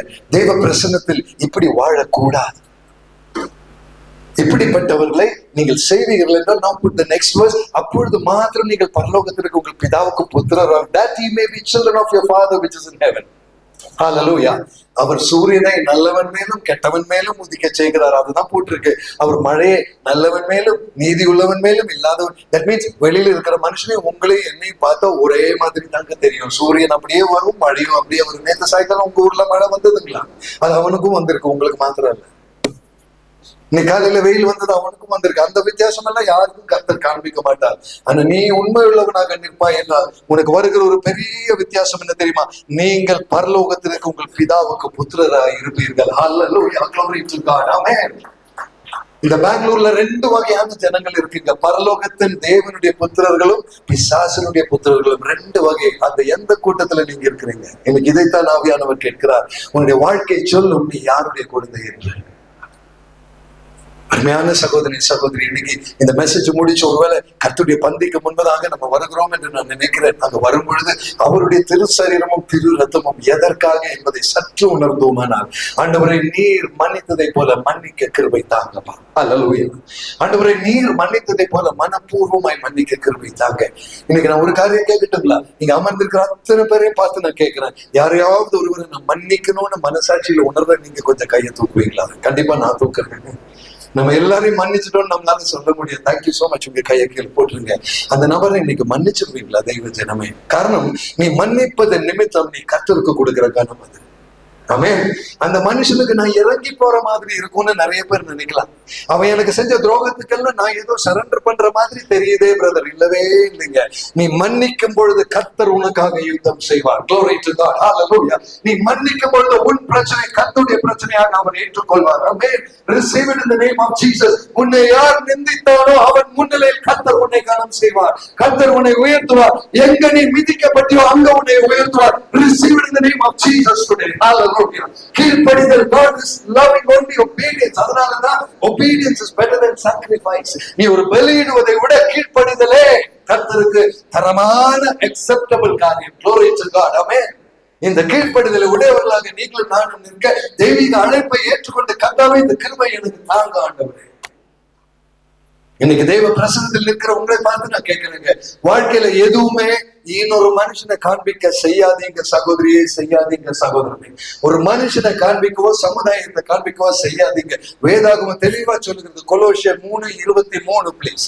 கொலோசியர் 3:23. நீ எதை செய்தாலும் அதை முழு மனதாய் கர்த்தருக்கென்று மாத்திரம் நீ செய் என்று சொல்கிறேன். Yes please. எஸ் பார். இல்ல 23 பாஸ்டர், 23. நீங்க சொல்றது 17. 23 படிங்க. எஸ். கர்த்தராகிய இயேசு கிறிஸ்துவை சேவிக்கிறதுனாலே பெறுவீர்கள் என்று அறிந்து. இப்ப 24 படிங்க. எஸ். எதை செய்தாலும், தயவு செய்து சபையே, நீங்க எதை செய்தாலும் அதை மனுஷர்க்கென்று செய்யாமல் கர்த்தருக்கென்றே. ஓ தேங்க்யூ பிரதர். இந்த வசனம் கொஞ்சம் நல்லா படிக்கும்படி நான் கேட்டுக்கொள்கிறேன். தயவு செய்து நீங்க எதை செய்தாலும், அதாவது பிரதர் சிஸ்டர், நீ ஒரு கிளாஸ் தண்ணி குடிச்சா கூட அது கர்த்தருக்கென்று செய்யறதான் நினைச்சிட்டு செய்வீங்களா? Glory to God. Hallelujah. நீ ஒரு சாப்பாடு சாப்பிடும் போது கூட அதை கர்த்தருக்கென்று நான் சாப்பிடுகிறேன் என்று நினைத்து செய்வாயா? நீ குளிக்கும் போது அந்த சோப்பு போடும் போது கூட அதை கூட கர்த்தருக்கென்று என் சரீரத்தில் நான் செய்கிறேன். நான் ஏன் இந்த மாதிரி சின்ன எக்ஸாம்பிள் நீங்க நினைக்கல, சில்லியா இருக்கேன். அந்த சில்லி காரியத்தை கூட கர்த்தருக்காக செய்வியா? நீ வெளியே போய் செருப்பு போடும் போது கூட அதை கர்த்தருக்கென்று போடுவியா? தயவு செய்து நான் சொல்றேன், இது ஆவியானவர் உணர்த்துங்கிறதுனால நான் இப்படி பேசுறேன். சின்ன சின்ன விஷயங்கள் கூட கர்த்தர் அவருக்கென்று செய்கிற கவனத்தோடு நீ செய்கிறாயா என்று எதிர்பார்க்கிற தேவன் உன்னுடைய தேவன். ஆகையால் அதனால்தான் நீ எதை செய்தாலும் பாருங்க, எதைங்கிற வார்த்தை பாத்தீங்களா, அந்த முதல் வசன வார்த்தை பாத்தீங்களா, எதை அப்படின்னா எந்த ஒரு சின்ன விஷயம் நீ செய்தாலும், நீ போனை எடுத்து நீ பேச ஆரம்பிச்சா கூட கர்த்தருக்கென்று பேசுவியா? அருமையான தெய்வ ஜனமே, நீ ஒரு மெசேஜ் டைப் பண்றியா, கர்த்தருக்கென்று டைப் பண்ணுவியா? நீ வீட்டுல ஒரு சுத்தம் பண்றியா, கூட்டி பெருக்கிறியா, கர்த்தருக்கென்று கூட்டி பெருக்குவியா? மனுஷருக்கென்று செய்யாதே. அருமையான தெய்வ ஜனமே, நீ எதை நீ ஜெபம் பண்றியா, கர்த்தருக்கென்று ஜெபி. நீ பைபிள் படிக்கிறியா, கர்த்தருக்கென்று படி. நீ யாரையோ காண்பிக்கிறதுக்காக படிக்காத, யாரையோ காண்பிக்கிறதுக்காக ஜெபிக்காத, யாரையோ காண்பிக்கிறதுக்காக சபைக்கு வராதீங்க, யாரையோ காண்பிக்கிறதுக்காக பெரிய விசுவாசியின் வேஷம் போடவே போடாதீங்க. நீங்கள் எதை செய்தாலும் அதை மனுஷருக்கென்று செய்யாமல், அப்படின்னா பிரதர் சிஸ்டர், இன்னைக்கு ஒரு பெரிய பாடம், மனுஷருக்குன்னு செய்யறத தயவு செய்து நிறுத்துங்க பிளீஸ். என் கணவனுக்காக நான் சர்ச்சுக்கு போறேன்னு சொல்ற நிறைய அம்மாமார்கள் ஜெபத்திற்கு வருவாங்க. பிரதர், நான் சர்ச்சுக்கு வந்ததே என் கணவர் தொடப்படணும், அதுக்காக வராதீங்கம்மா. நீ உண்மையா கர்த்தருக்காக வந்தனா கர்த்தர் உன் கணவரை தொடுவாங்க. நீ கணவருக்காக வந்தனா நீ தான் அவரை தொட்டுட்டு இருக்கணும், வேற யாரும் தொட முடியாது. இன்னைக்கு நான் சொல்லுங்க, கர்த்தருக்கென்று உண்மையாக நிக்க நம்மளால முடியுமா? மனப்பூர்வமாய் கர்த்தருக்கென்று செய்ய முடியுமா? அந்த சின்ன விஷயத்துல கூட கர்த்தருக்கென்று செய்ய முடியும் பொழுதுதான் நான் தேவ பிரசன்னத்தில் உண்மை உள்ளவன். காரணம், அவர் கணக்கு கேட்கிற நாள் ஒன்று வரும். அந்த நாளில் இதை பற்றி உன்னிடம் அவர் கணக்கு கேட்பார். அன்றைக்கு நீ பதில் கொடுக்க கடமைப்பட்டவளாக நீங்கள் இருப்பீர்கள். எதை செய்தாலும் கர்த்தருக்கென்று செய்யுங்கள்.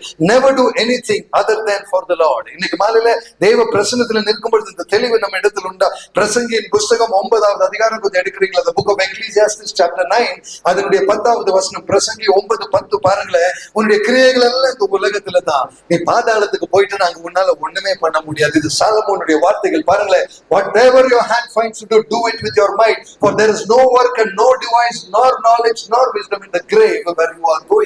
படிங்க பிரதர், தமிழ்ல படிச்சிருங்க. உன் கைக்கு நேர்ந்துகிறது எதுவோ அதை உன் முழு பலத்தோடு நீ செய்.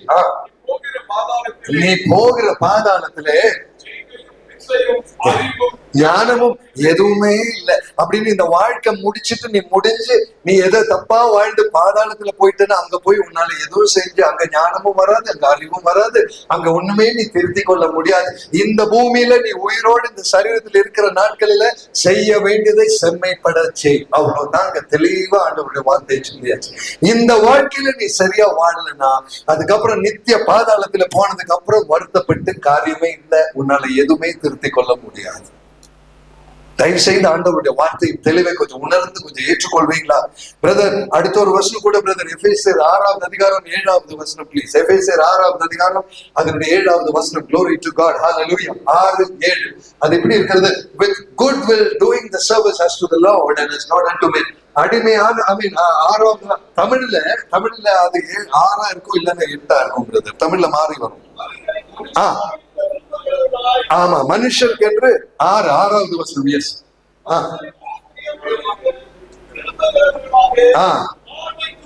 ஆமென், தெளிவா இருக்கு. ஆமென். பார்வைக்கு ஊழியம் செய்யாமல், அந்த வார்த்தை எனக்கு ரொம்ப பிடிச்சிருக்குதுங்க. அதை நாங்க அங்க வந்து அண்டர்லைன் பண்ணி வச்சிருக்கிறேன். பிரதர் சாஜி ஏப்ரஹாம் வருவார், பாஸ்டர் கிறிஸ்டி ஒரு போஸ்டர் எல்லாம் போடுவார். இந்த வருஷம் தான் இவரை நமக்கு இன்னைக்குதான் கிடைச்சிருக்குதுன்னு நல்லா அனௌன்ஸ் பண்ணுவார். கேட்கறதுக்கெல்லாம் நல்லா இருக்கு. ஆனா கர்த்தர் பின்னால இருந்து அடி கொடுப்பார். நீ பார்வைக்கு ஊழியம் செய்யறவனாக நீ போகாதன்னு தான் கர்த்தர் சொல்கிறார். My dear brothers and sisters, நிறைய டைம் என்ன பார்த்து பாச எங்களுக்கு ஒரு டேட் தருவீங்களா? அவர்கிட்ட நான் சொன்னதே இல்லை. என்கிட்ட நிறைய டேட் போயிட்டே இருக்குது. டேட் இல்லைங்கிறது ஒரு உண்மை ஒரு பக்கம் இருந்தாலும் கர்த்தர் அனுமதிக்காமல் என் வாழ்க்கையில் இன்னைக்கு அது நடக்கிறது இல்லைங்க. அது நல்லா தெரியும். அவர் எவ்வளவு தடவை கேட்டாலும் என்னால டேட் கொடுக்க முடியாது.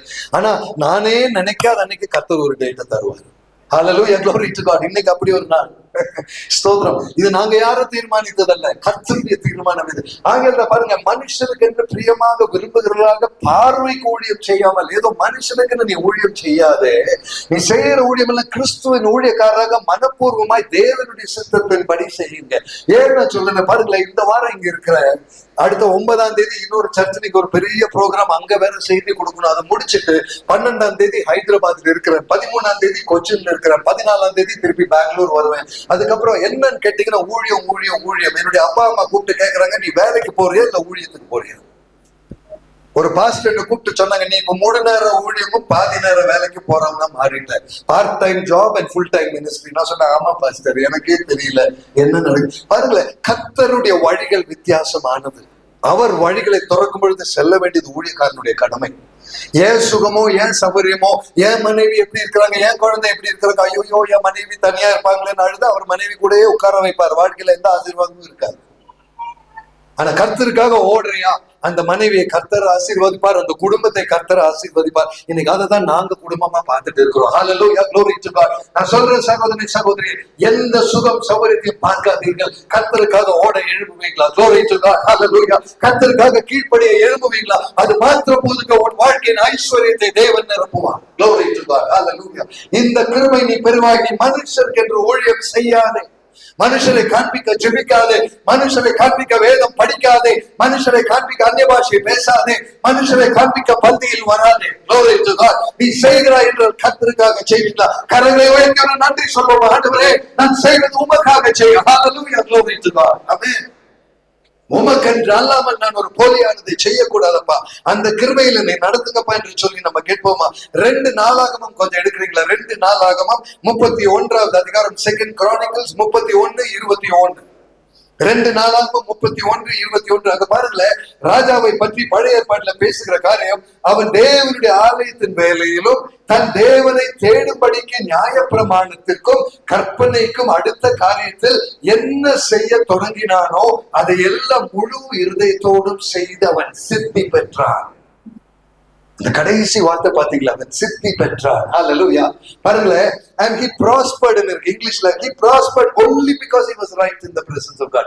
செய்கிற ஒவ்வொன்றும் அவன் தேவனுடைய ஆலயத்தின் காரியங்களும் சரி, பிரமாணத்தின் காரியங்களும் சரி, சொந்த வாழ்க்கையும் சரி, செய்கிறத மனுஷனுக்குன்னு செய்யாம அவன் கர்த்தருக்கென்று முழு மனதோடு செய்தான். because of that God blessed you. உங்க வாழ்க்கையில் இதே ஒரு ரகசியம், உன் பரிசுத்தம் கர்த்தருக்கென்று நீ பரிசுத்தமாய் வாழ்வியா?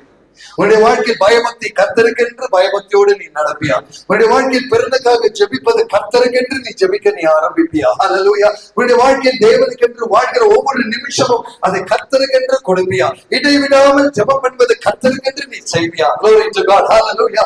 அவன் பிறருடைய பாரங்களை தாங்குகிறது கர்த்தருக்கென்று நீ தாங்குவியா? மனப்பூர்வமாய் அதை செய்வியா? சகோதரனை சகோதரி, நீ இதை உண்மையாக கர்த்தருக்கென்று செய்வாய் என்றால் உன்னுடைய வாழ்க்கையை கர்த்தர் மாற்றி அமைப்பார். ஹல்லேலூயா.